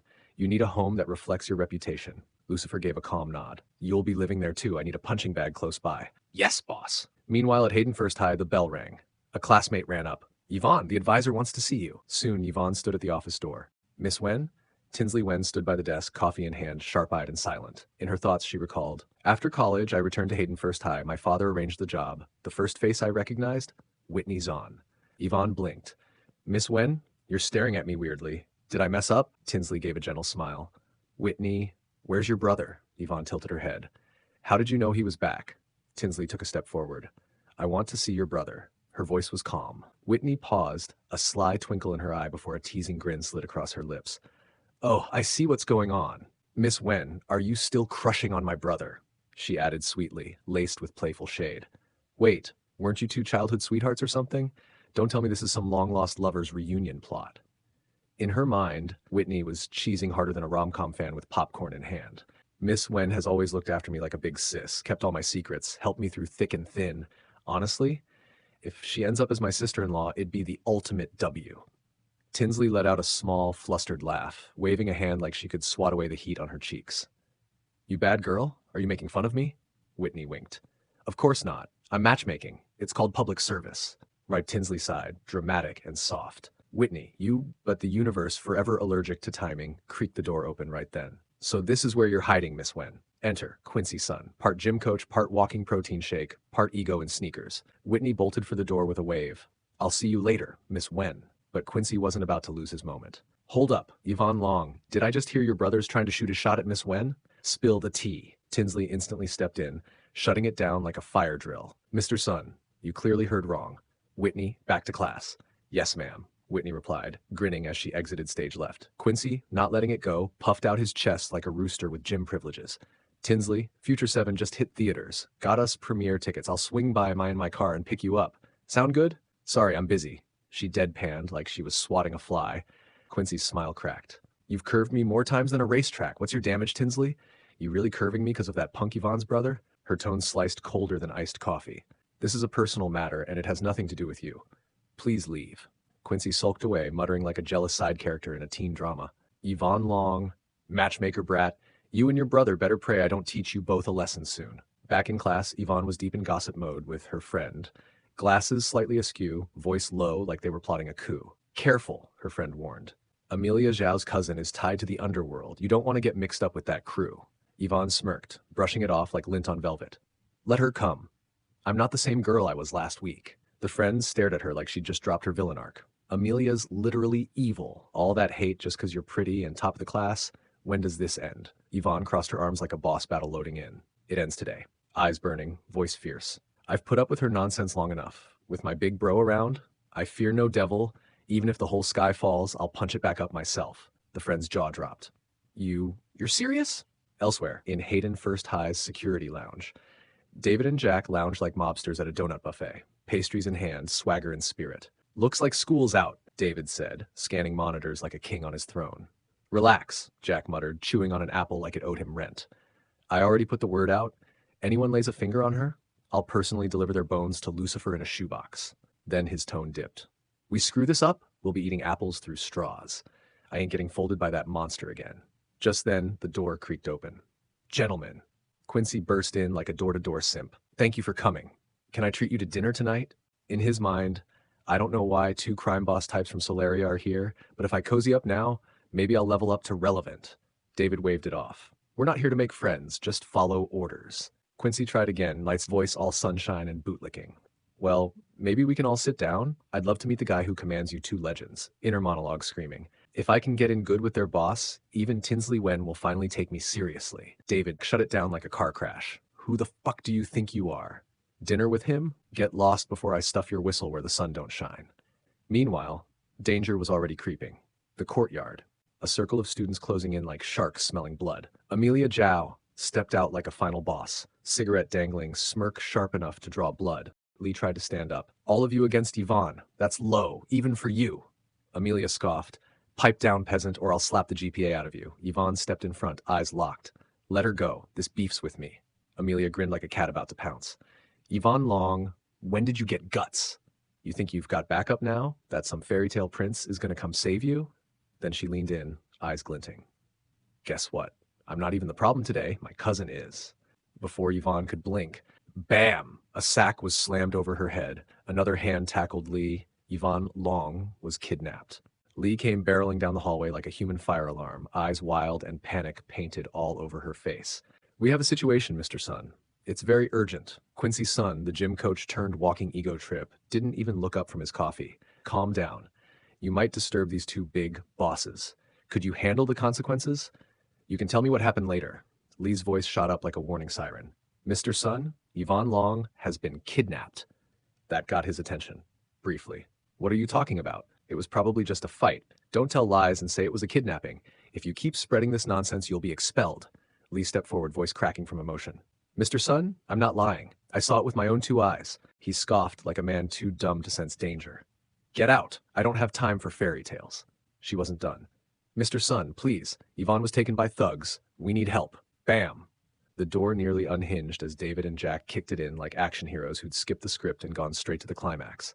What did you just say? Who was kidnapped? Lee nearly jumped. Yvonne Long. She's in junior class 3. The air dropped 10 degrees. Jack and David's voices hit like thunderclaps. What? Mr. Sun tried to backpedal faster than a YouTuber caught lying. Bosses. Don't listen to this girl. Who would dare kidnap someone in broad daylight? She's probably confused. Maybe Yvonne just went home. Then, like a spineless jellyfish, he shifted into suck-up mode. Bosses, why don't we talk about tonight's dinner? I booked a private room just for you two. David's palm came down like divine judgment. Mr. Sun spun midair like a fidget spinner on cocaine and hit the ground in a pile of regret. David towered over him. Dumbass, you waste oxygen. You let a student get taken from the gate of your school and thought it was gossip? Get out! Then, with a surprisingly calm nod, he turned to Lee. Lead the way, miss. And just like that, the two wolves followed the girl into the courtyard, sun bleeding across the pavement like the sky itself sensed the storm brewing. Lee pointed, fire in her eyes. It's her, Amelia Zhao. She's the one who had Yvonne kidnapped. David's voice dropped low, low enough to make bones rattle. Where is she? Amelia, queen of fake lashes and real problems, stood frozen. Then pride got the better of her. Fuck, do you think you are? Yelling at me? I'll slap! David's hand connected like Karma's baseball bat. Amelia hit the dirt like a disgraced gladiator. She spat blood and pride. How dare you hit me? You're not leaving this alley alive. Her crew? Statues. Not a twitch. Not a breath. Amelia blinked, confused. The hell are you all doing? Get him! One thug leaned in and whispered like death itself. Her eyes widened. What? Her legs gave out. I didn't know it was you, Mr. David. I'm sorry.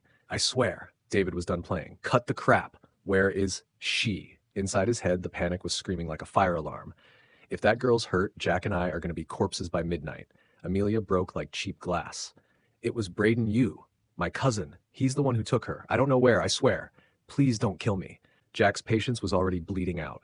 That greasy sack of shit. I'll tear him apart. He yanked out his phone. Damn it, no signal. He's ducking us. David's voice turned sharp. He knew how important she was. He knew we were guarding her, and he still had the balls to take her. He's got backup. No way he acts alone. Jack's jaw clenched like a vice. I know his hideouts. Every ritual he crawls into, I'll flush him out. David nodded grimly. Let's hunt.